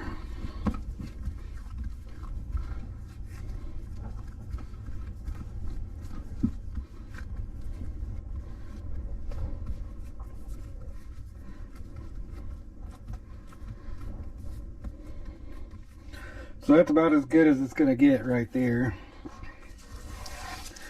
So now the plan is to stuff these with cheese and meat. But first, need to get the pan ready. And for the pan, we're just going to use some olive oil.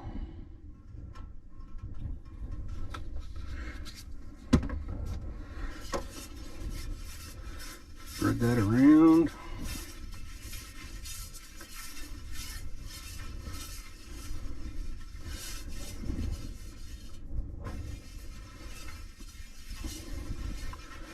Get a good coating of oil on there. Switch places. So I want these to be pretty cheesy, so I'm going to add 2 slices of cheese, and this is just cheap Walmart American cheese. So like I said, I want it to be cheesy, because this is a cheeseburger.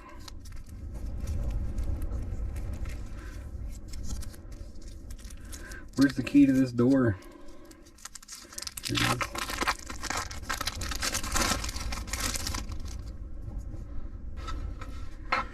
So we got our mixture here, our burger, bacon, and spices with a little bit of A1 in it, and I can smell the A1 in it. It smells really good. So we're just gonna spoon feed these into here, like so.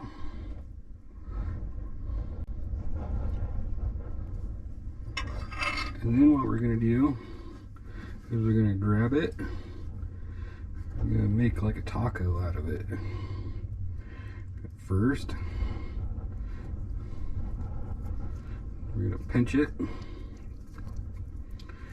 sure all the meat gets on the inside in there. Want it all to stay in there, so we're gonna pinch it. I'll pinch it towards the middle here.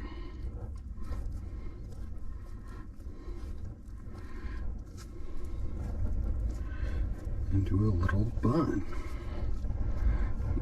You don't want the hamburger on top of it, but that's about what we're going for right there. We just want to make sure the bottom is all pinched together and rolled together really well.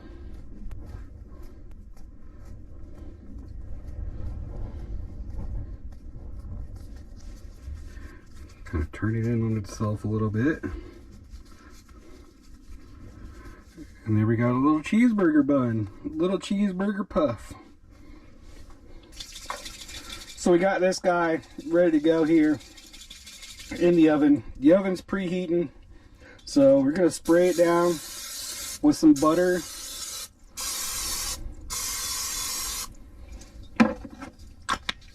And then we're gonna hit it with just a little bit of Italian style Parmesan cheese.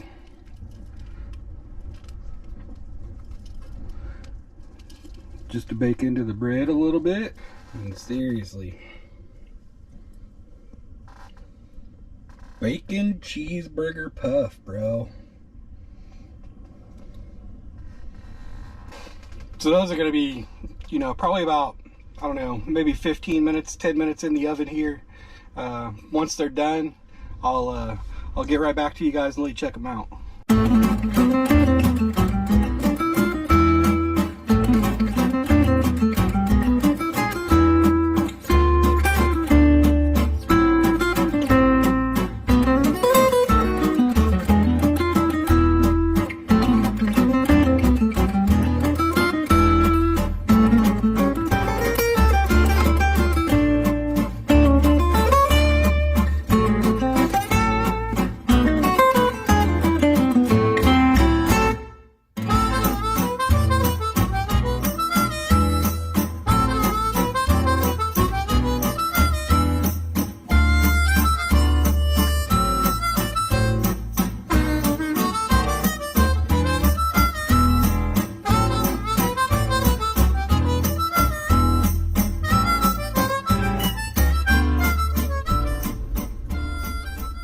So as you can see, it's about the size of a cheeseburger.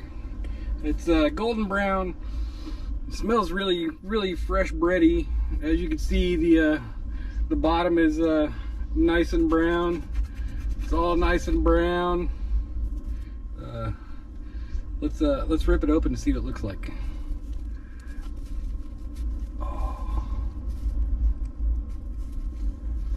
yeah, nice and smoky. All the goodness and cheesy goodness inside. Like I said, it smells like really fresh Italian bread, so it's probably going to be amazing. I'm going to set half of it down, and we're going to give it a shot. So like I said earlier, throwing that A1 in there with it makes it taste actually like a grilled cheeseburger, like you had actually had it on the grill and cooked it on the grill. It just gives it, you know, a little bit more depth than regular meat that you would just cook in your skillet, you know what I mean? And adding the bacon in there and cooking it in some bacon grease was really good.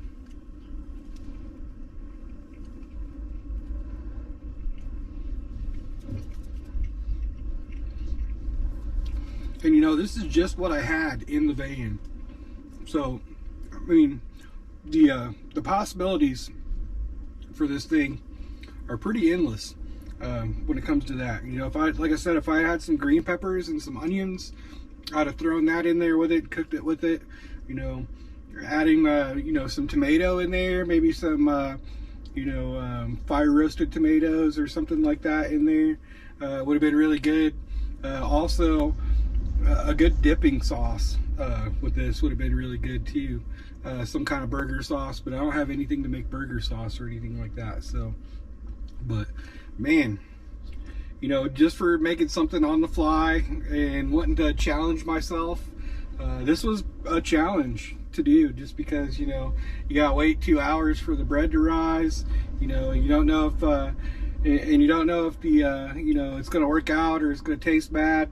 Especially with these cheap pre-mixed bags, but you know, it's just bread, so I mean, how bad could it be? And it turned out to be phenomenal Italian cheese bread. So, but I'm definitely going to be revisiting this in the future, just because how easy it is and how awesome it is. You know what I mean? A little bun with some cheeseburger on the inside of it there.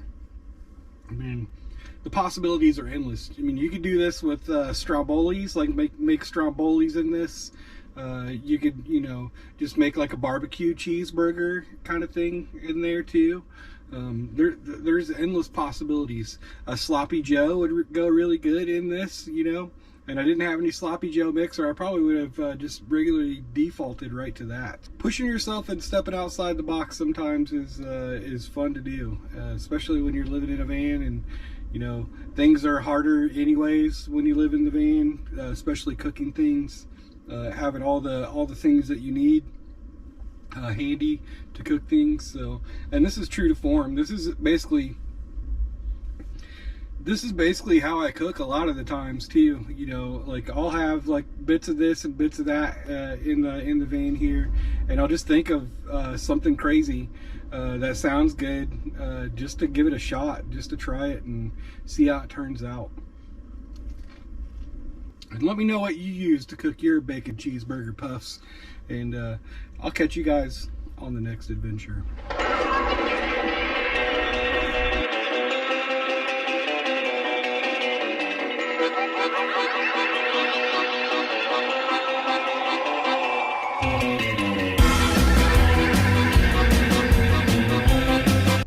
How's it going, YouTubers?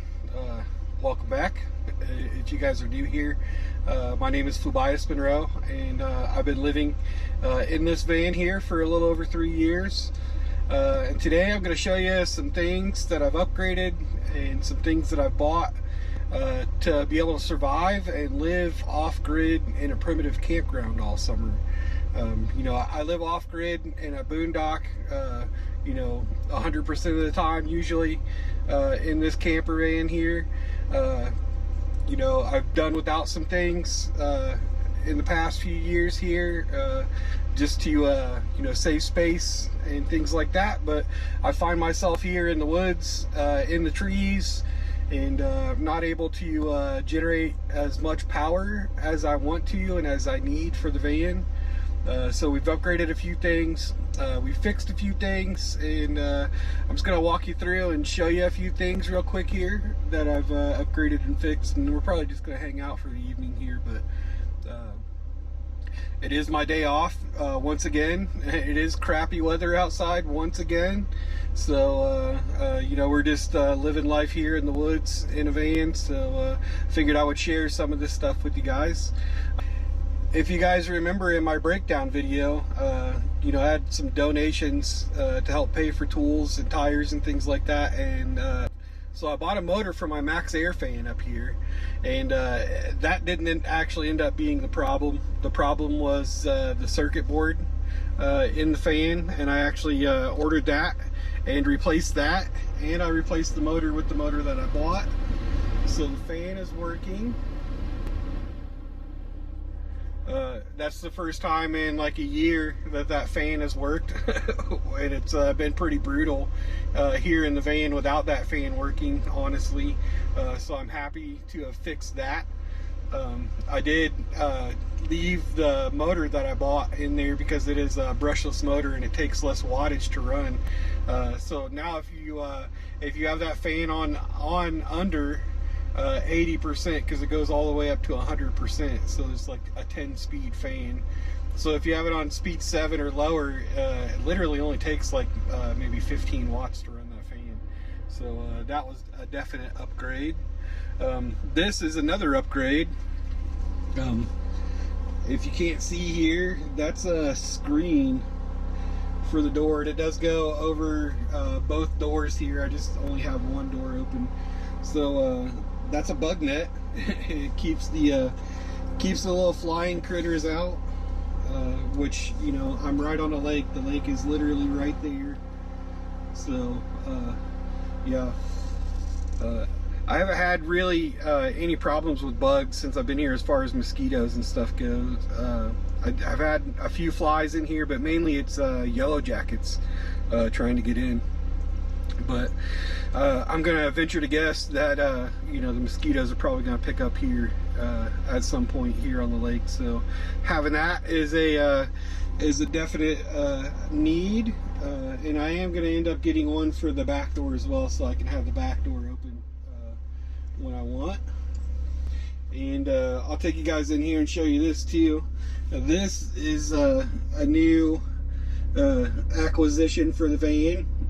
If you guys didn't know, I ended up breaking the little mount point for the shower hose on my other one and just snapped it right off. This was like 30 bucks on Amazon, and then I bought the shower head, which is here.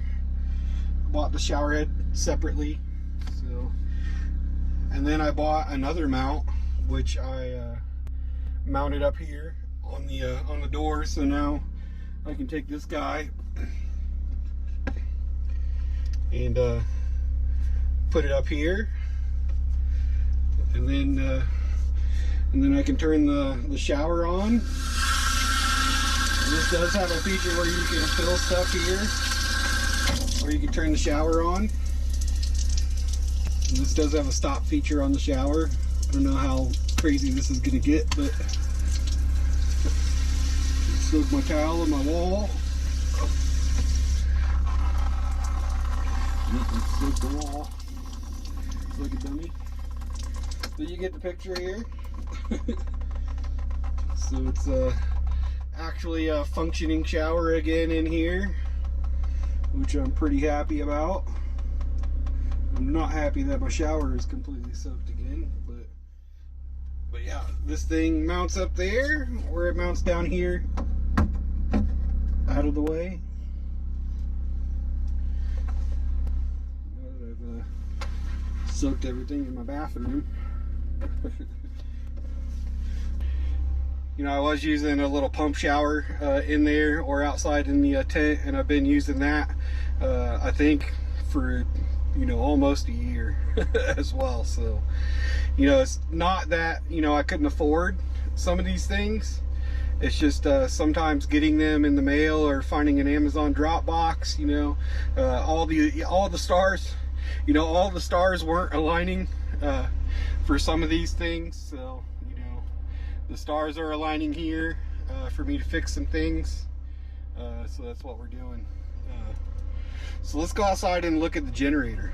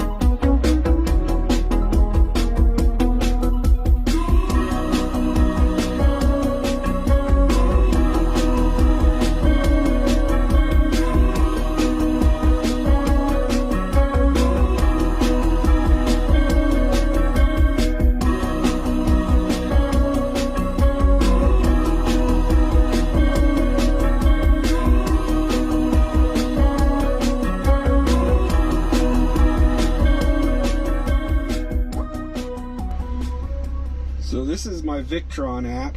This is like my battery monitor. And as you can see, it's giving me about 519 watts. It would be more if I was getting solar from the roof, but it's cloudy outside, so I've seen this thing go up to about 750 watts combined with my solar. So yeah, that's charging my 300 amp hour battery I have on board here in the van. That's my house battery. So, you know, with that 300 amp hours, with crappy days, running my Starlink is that's probably the biggest power consumption that I have, and it's probably about 60 watts continuously. Running that thing will allow me to run off grid for about 3 days without having to run that generator up there. So, you know, it's not a completely bad situation being in the trees here. It just won't keep up long term, so that's why I had to get that generator. It was just a necessity. You know, my water needs and my dump needs are taken care of by the company that I work for, but the power needs are not. They allot me like $80 some a month for fuel to run a generator. So I did actually go and get another propane tank. So now I have two big propane tanks to run my generator off of, and also to run my heat if I need to run my heat in the van here, which is going to cool down the next couple of days at night and be in the 20s. So so I'll definitely be running that little buddy heater that I have, you know, for a few hours at night here. I'll be running the little buddy heater for a few hours at night here over the next couple of nights, just because it's going to be a little chilly at night. So we can't have that crap. You know, you want to stay warm and cozy in your van, you gotta have some sort of heat. So that's why I got 2 propane tanks, just to make sure I have enough propane to fill my needs. I do have an onboard propane tank on the van here, and as you can see, this is my little information station. We are Renogy empowered. I put that sticker on there, but this is my little information station. This is my battery. That'll say fully charged until it hits under 100 amp hours left in the battery, and then it'll actually start depleting. My LP gas, my fresh water, my gray tank, my black tank. And then this is supposed to have lights for your water pump and stuff like that to you, but those don't work. But I do have to have propane in the van here, because I do have a propane oven, propane stove, and my fridge runs on propane as well. So So those aren't eating at my battery situation. The only thing that really eats at the battery situation is the Starlink and the lights, you know, and the microwave and stuff. When I run the microwave and the air fryer, things like that, I try to keep to a minimum. When I don't have, you know, enough power to run things, you know, I've just done without recently until I've gotten that generator there. So now I don't have to go without, and now I can run my Starlink when I want, you know, not have to worry about it. I can cook myself something in the microwave if I want. So, you know, all these things allow me to live off-grid here without being plugged into anything, without being dependent on anything. So very good upgrade. Now as far as the mice go, I've done something for that as well.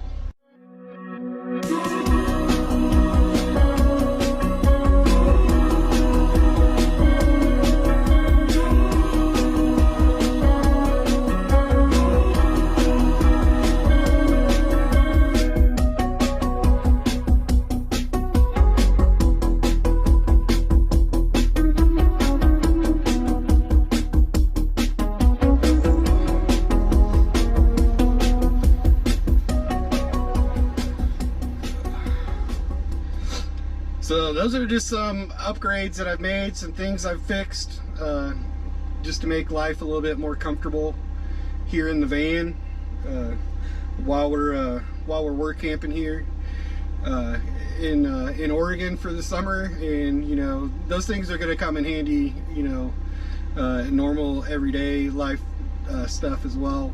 With that generator, I can actually run my air conditioner and charge my battery at the same time.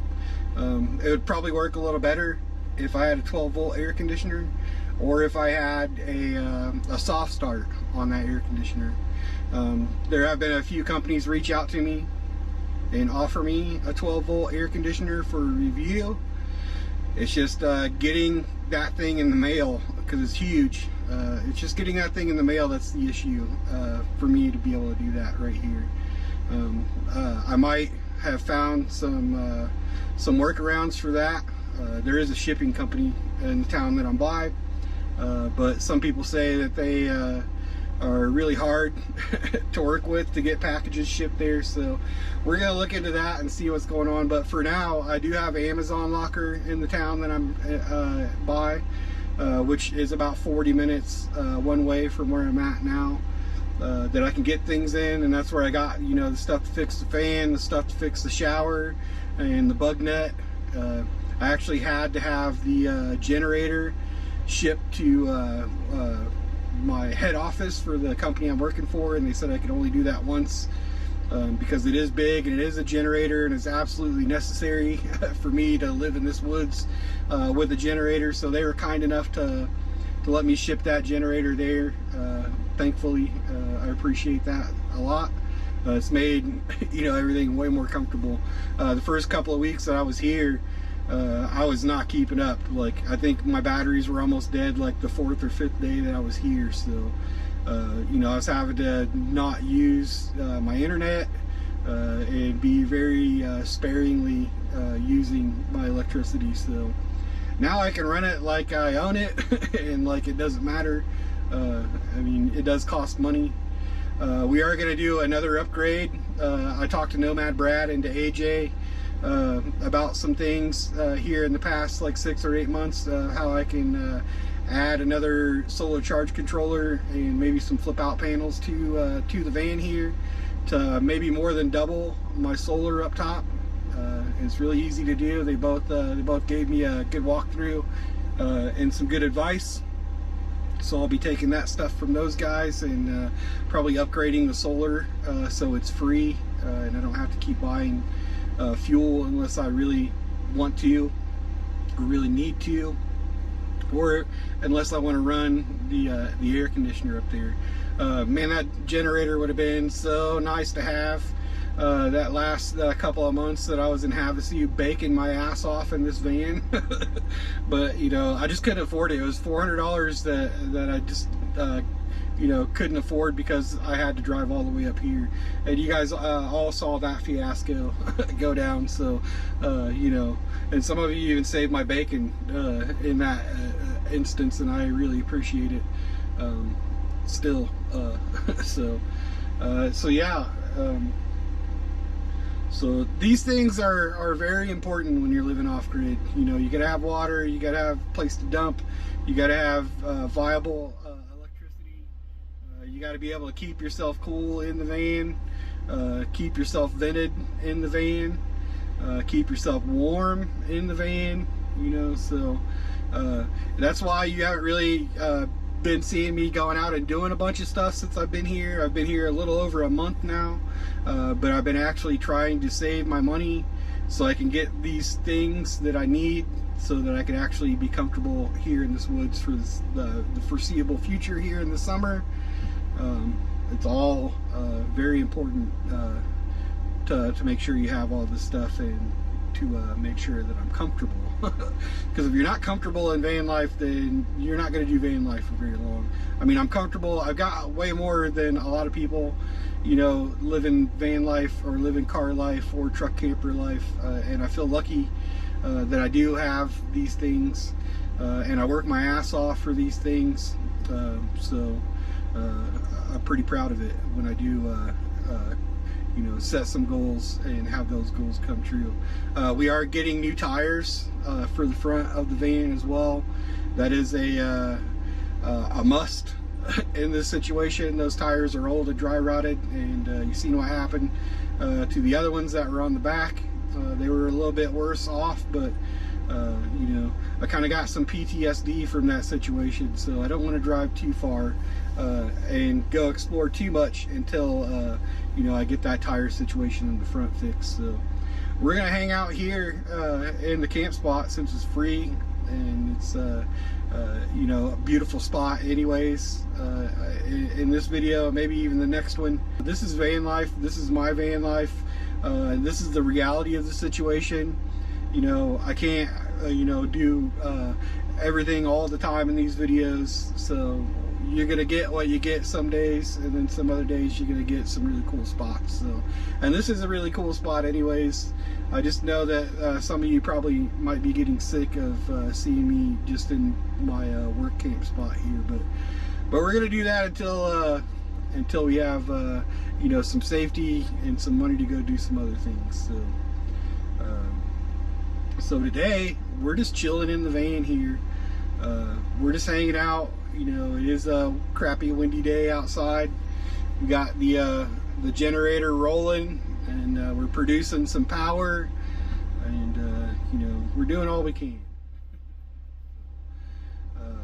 I'm gonna probably cook a pizza here in a little bit, and I'm gonna show you guys an easy pizza recipe that you can do camping. You could do it over a fire, you could do it in one of those little Coleman ovens, you could do it in a regular oven at home if you're not living in a van. So we're going to do that here in a bit. One of my favorite ways to make pizza, and we'll catch back up here in a minute.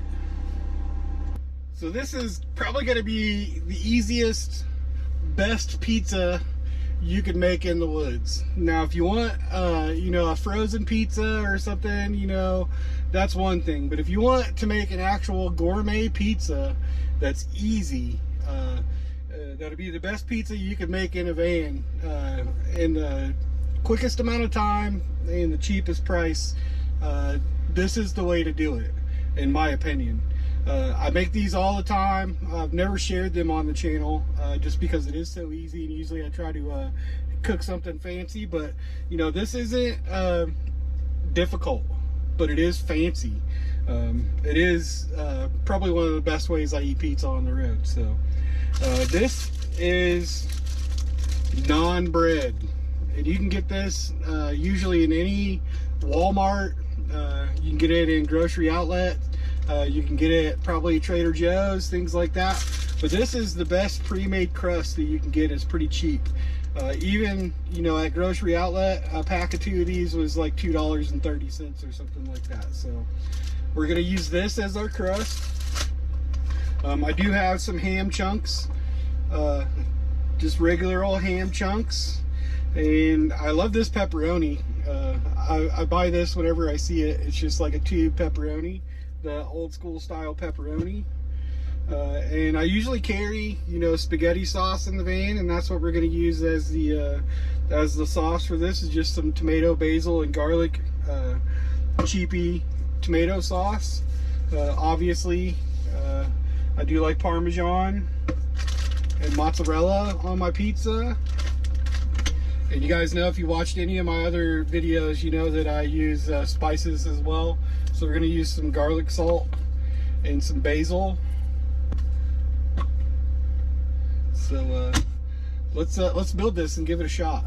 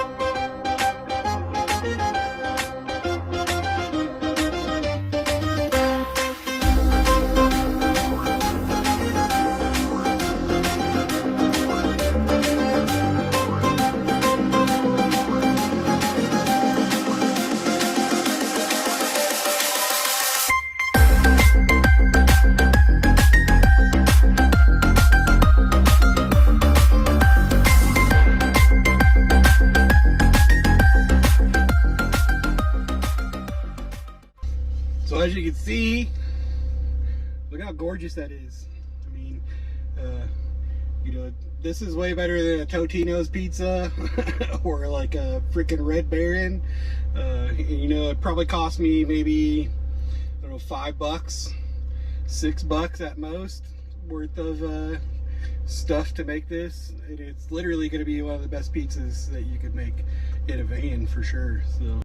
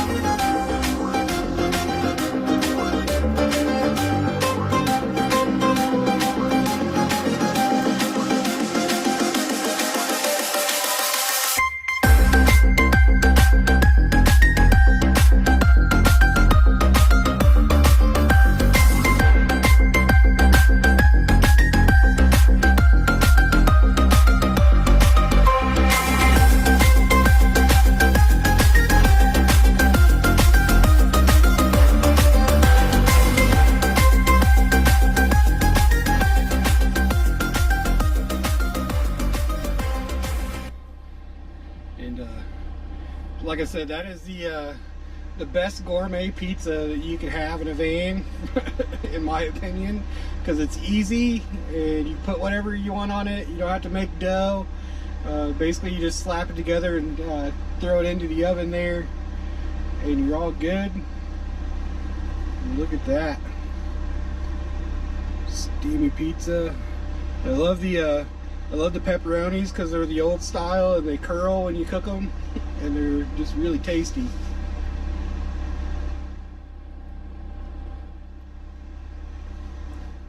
I discovered these pizzas shortly after I moved into the van. This wasn't something I made in my house life, and I'm disappointed that I didn't come to this sooner, because I used to eat those little frozen Totino's pizzas a lot, and this just blows it out of the water. There's really no comparison. As much of a pain in the ass living in a van is, honestly, you just can't beat this lifestyle. Can't beat living in a van.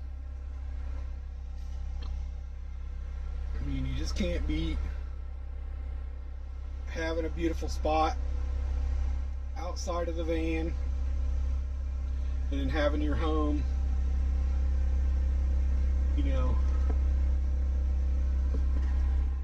be this rad. I got everything I need in this van. It's comfortable to me. It's hard to keep up with this van and all the things that break on it, because it is, a 27-year-old RV. But, even fixing this stuff is kind of fun. It keeps me sharp, keeps me on my toes, keeps me happy, and in a new spot whenever I want to be, making money in some of the most beautiful places.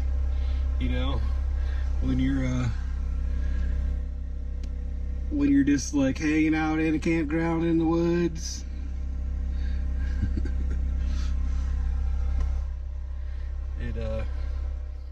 It can beat a regular mundane life to pieces. Honestly. I really don't think that I'll ever do anything else with my life. As long as I physically can do this, I'm gonna keep doing it. I'm having fun. I have issues. Sometimes we all have issues in life, but sometimes in van life it's a little worse, because your home does drive down the road and have maintenance issues, but the trade-off to that is 100% better to a regular life, for sure. So I'm happy. I'm more happy doing this, living off-grid in this van, than I ever was living in a town somewhere. That might sound weird to some people, might make total sense to other people. And if that makes total sense to you, man, you should probably, if you're not already doing this lifestyle, you should probably look into it. But I'm just happy to be here in the woods, happy to be living the lifestyle I'm living, and I'm grateful for it every day when I wake up. So I hope this video helped you all to see some of the things I need to live off-grid and be happy as I'm living off-grid. For all of you that follow along on my van life adventure, I appreciate y'all for being here and for your support and for all the love and the comments y'all give me. Always makes my day better, always makes my day brighter, and makes me not feel so alone out here in the woods. So I appreciate you guys, and I'll catch you on the next adventure.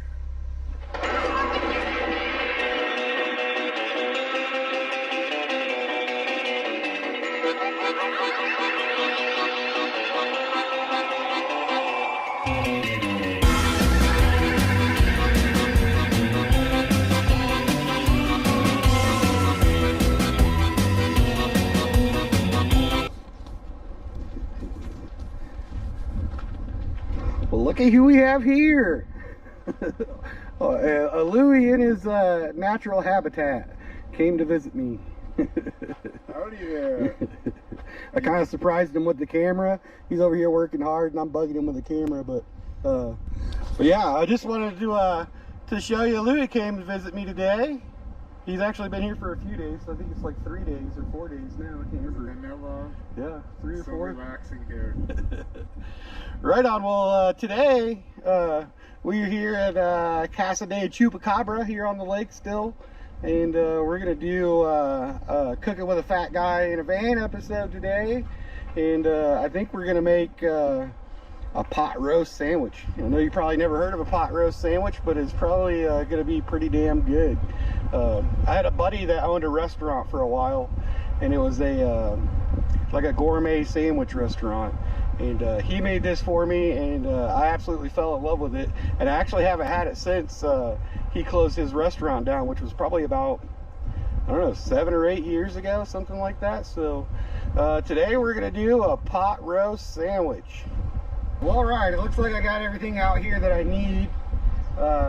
So in this Cooking with a Fat Guy in a Van episode today, we're going to utilize pressure cooker, slow cooker. And this is like a cheap, cheaper version of the Instant Pot. I guess this is, Louis says this is actually a name brand, but I don't know that much about name brand appliances, but this definitely is an Instant Pot. This is a little cheaper than an Instant Pot. I paid like $54 for this, so we're going to use that today.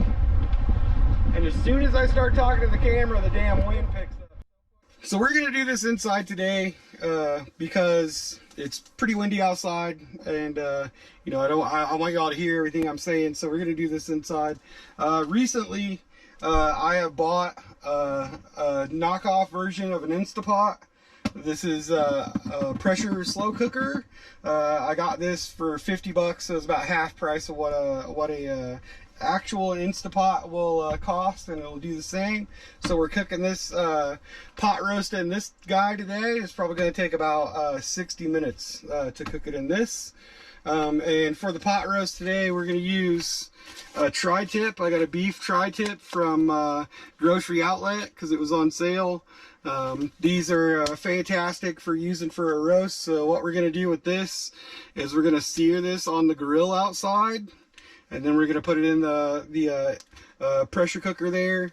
I did also, I'm going to use beef stock for this. So I have some beef bouillon that I prepared for this already. So on this container it says to use 6 ounces per cube. So I figured I'm probably going to use about 24 ounces of water. So I used 4 beef bouillon cubes and 24 ounces of water, and I heat it up in the microwave. So now we have some good beef broth. And for the other stuff for this, we're going pretty simple. So I'm just using red potatoes and carrots. So I've had these red potatoes and carrots in here soaking for about 45 minutes or so while I'm getting all this stuff prepared so it washes them. So we're just going to cut those up and throw those in there after we sear the beef here, which we're going to do right now.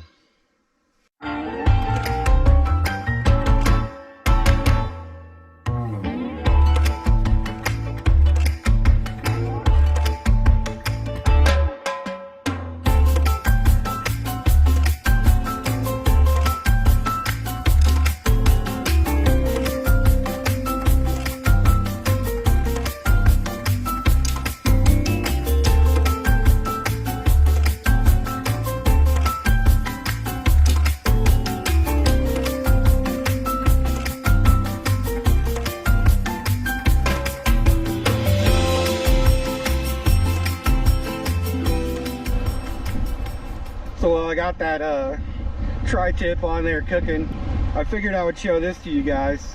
One of my last videos was about fire danger in these woods here, and man, we got some smoke today from a fire that's probably about, I don't know, 50 or 60 miles away.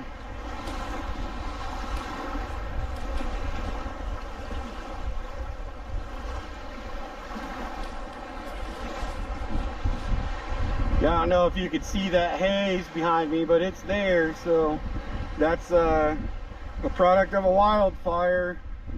So as you can see here, I got the tri-tip all cooked. It's not actually cooked through, it's just seared on the grill. So what we're gonna do is we're gonna take this guy, and we're gonna put it inside the Instapot here. So as you can see here, I got some beef stew seasoning. Usually I get pot roast seasoning, but they didn't have it. This beef stew seasoning is pretty damn close. So we're just gonna put this in. I like to put this in right on top of the meat in hopes that it stays, you know, at the bottom of the roast and maybe cooks into the beef a little bit more. And we've got our potatoes and carrots that have been soaking.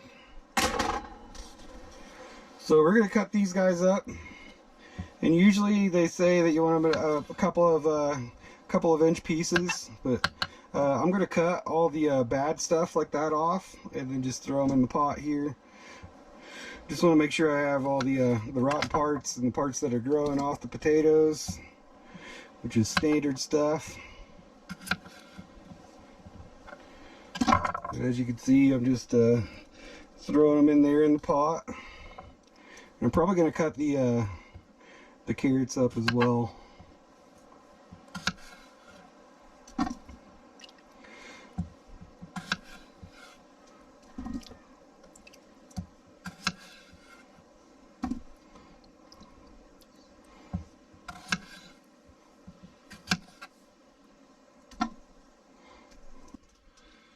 So yeah, I'm just cutting the bad parts off of the potatoes, making them around an inch or two a piece. That's really all you really want to do. And the bread that we chose for this, and the bread that I chose for this is some Hawaiian bread. You know, normally I usually try to get a Hawaiian hamburger bun or Hawaiian rolls or something like that, but this works really well with these Hawaiian buns or Hawaiian sub rolls or whatever, just because they're sweet. So try to get some kind of sweet roll to go with it. Most stores have those Hawaiian rolls and Hawaiian bread nowadays, so they're pretty easy to find. And that's all the potatoes.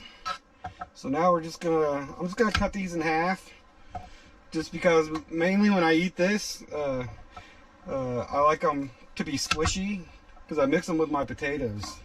I like to smash the potatoes and put some butter in there, and that's usually the best way I like to eat the potatoes and carrots in this situation. So we're gonna cut all these up into halves and throw them in.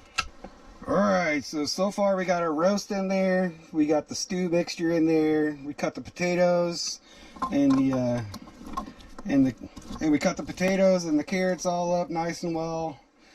So now we need our broth.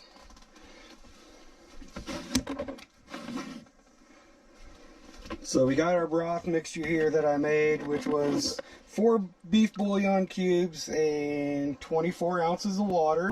If that's not enough, then I could just pour more water and the beef broth will be fine with that the seasoning we have in there. So we're going to pour this in there and see how much we actually have. And I want it to pretty much almost cover everything, which is, I mean, that was like pretty perfect as far as the amount goes. So I'm going to clean up my mess here and move the Instapot outside on the table to cook, and then I'll catch back up with you guys. So we got everything hooked up and everything's ready to roll. It's plugged into the van,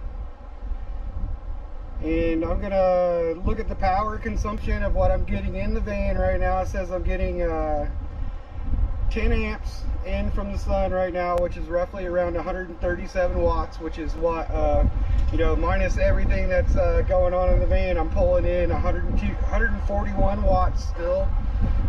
You can see that guy. So we're going to turn this guy on.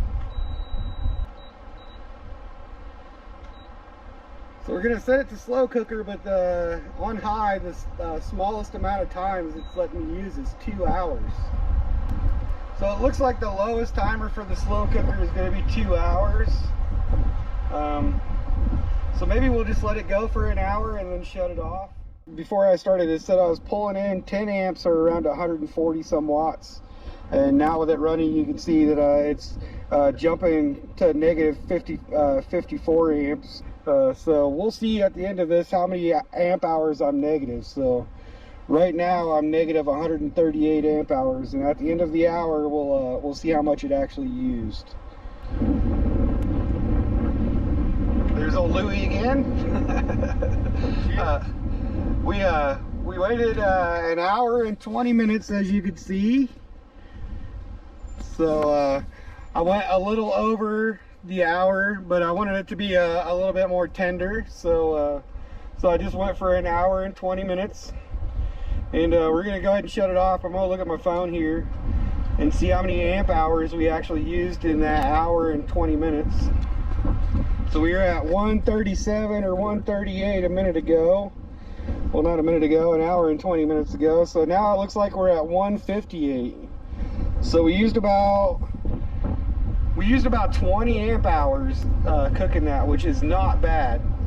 If I were to try to do this with an actual slow cooker and cooking it for 8 hours, that would have ate up the majority of my battery bank. So now what we're gonna do is we're gonna shut this guy off, and we're just gonna let it naturally release the steam there. And why we're doing that is because if you quick release the steam, it could actually dry your meat out a little bit. So if you let it naturally decompress, then it's a little better. So we're gonna wait about 10 or 15 minutes, and then we're gonna open this bad boy up and take a look at it. All right, well, I came inside because it's really brutal windy out there and really chilly out there. It was actually freezing my ears and my face, so we're just gonna finish this inside here. So as you can see, I did get the cooker in here, and we did get this nice and cooked. It's still not, so this still is not as tender as I want it to be, but it's pretty tender. It's okay. Usually I like it to where once you touch it, it just falls apart, and on the ends it's like that, and the potatoes are real soft. So this is gonna have to do for now. I did end up cooking it for almost 2.5 hours on this thing. So also let's look at the battery consumption in the 2.5 hours that I cooked this. So we started off at 137 and we're at 180. I used about 40. So I used about 40 amp hours in 2.5 hours, and that does include some of the power that I was using from the van, because once the solar goes away and I'm not generating any solar, then all of that starts relying on the battery too. So it's not bad. 137 amp hours to 180, so it's about 43 amp hours in 2.5 hours to cook this. So that's not bad. Not bad at all. So what we're gonna do now is we're just gonna put this sandwich together, and I'm gonna show you how to put this sandwich together correctly. So let's do that. So for this, like I said, we're gonna use these Hawaiian rolls here, and you want it to be sweet, like a sweet dinner roll, because that's just what's gonna taste best in this situation here. The roll is important, and for the roll, you know, I'm not gonna like do anything fantastic to this. All I'm gonna do is put a little butter on it.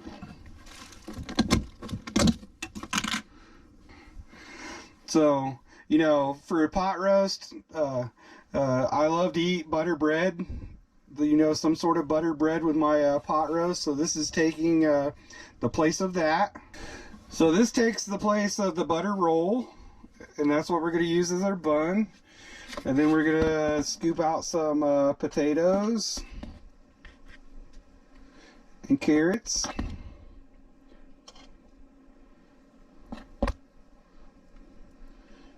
Get some carrots in there.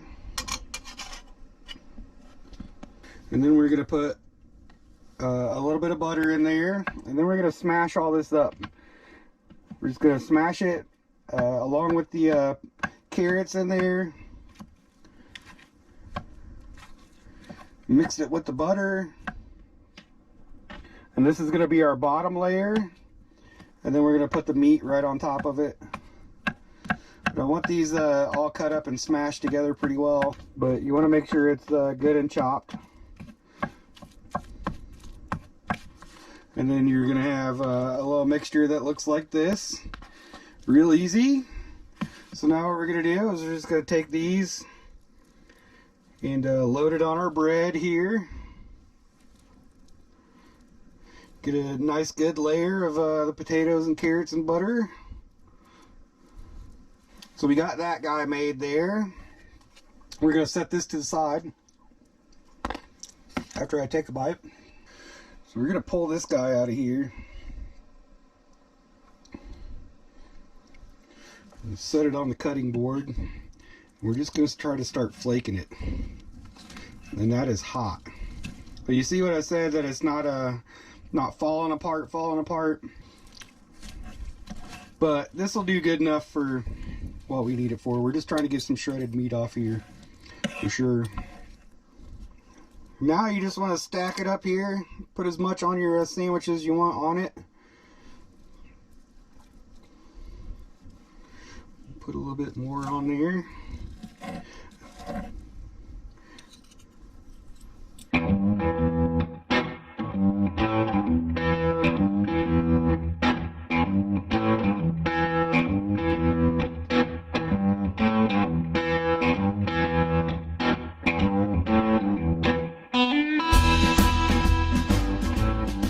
So you can see you got the awesome pot roast sandwich right here, buddy.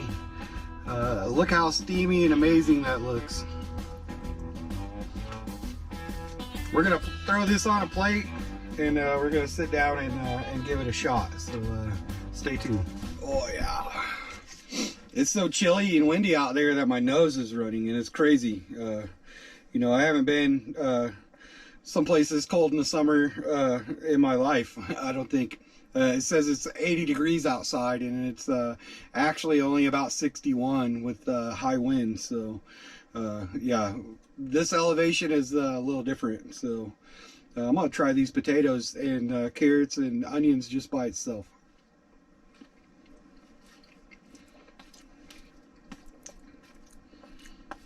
I mean, that's fantastic. So I think using the beef bouillon cubes and the stew meat flavoring packet was a good idea, because you know, this is really rich flavor. You know, you really get that beef flavor in these potatoes, and you know, if you're eating any kind of beef stew or pot roast, that's exactly what you want. You want that beef flavoring to go into the potatoes and carrots. It just makes them way more flavorful and that much more rich. Yeah, those are fantastic. Now on to the main course. I mean, look at how beautiful that pot roast sandwich is. It's probably gonna be messy. So so this is all you need for one meal right here, all in one sandwich. Your whole pot roast meal, you know, your butter bread, your potatoes and carrots, and your beef. All shoved into a dinner roll style sweet bun. So let's give it a shot.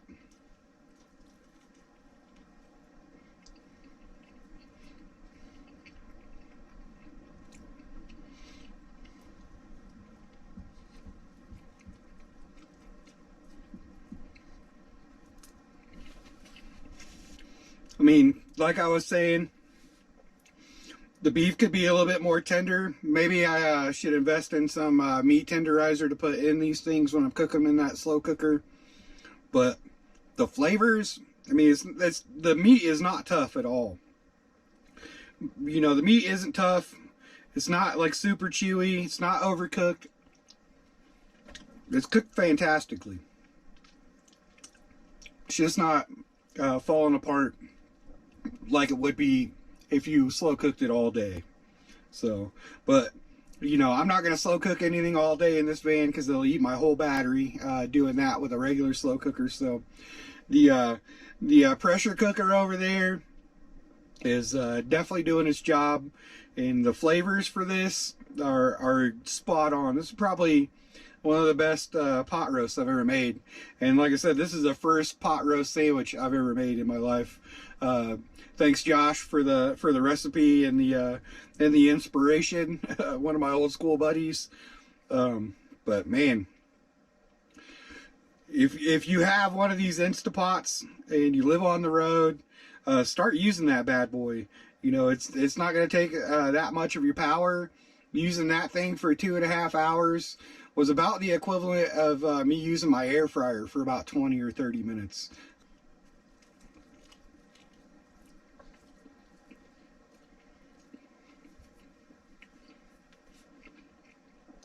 Seriously, pot roast sandwich. Try it. It's so good. It's so damn good. I mean, bro.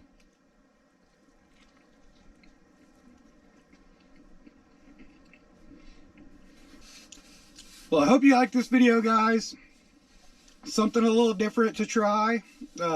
And something a little different to try in a van or in an RV. Get one of those slow cookers and try out some stuff. It doesn't use that much power. I'm sorry it was so windy today. I'm sorry I couldn't do this outside. A lot of times that I do these Cooking with a Fat Guy in a Van episodes, it's because I can't do a lot outside because of stuff like that. So this is what I utilize for the in-betweens for my videos. And these videos usually do pretty decent. So I hope you enjoyed watching a fat guy cook a pot roast sandwich in a van. If you did, like, subscribe, comment, come back and see us. There's going to be more of this in the future, I'm sure. So we'll catch you guys on the next adventure.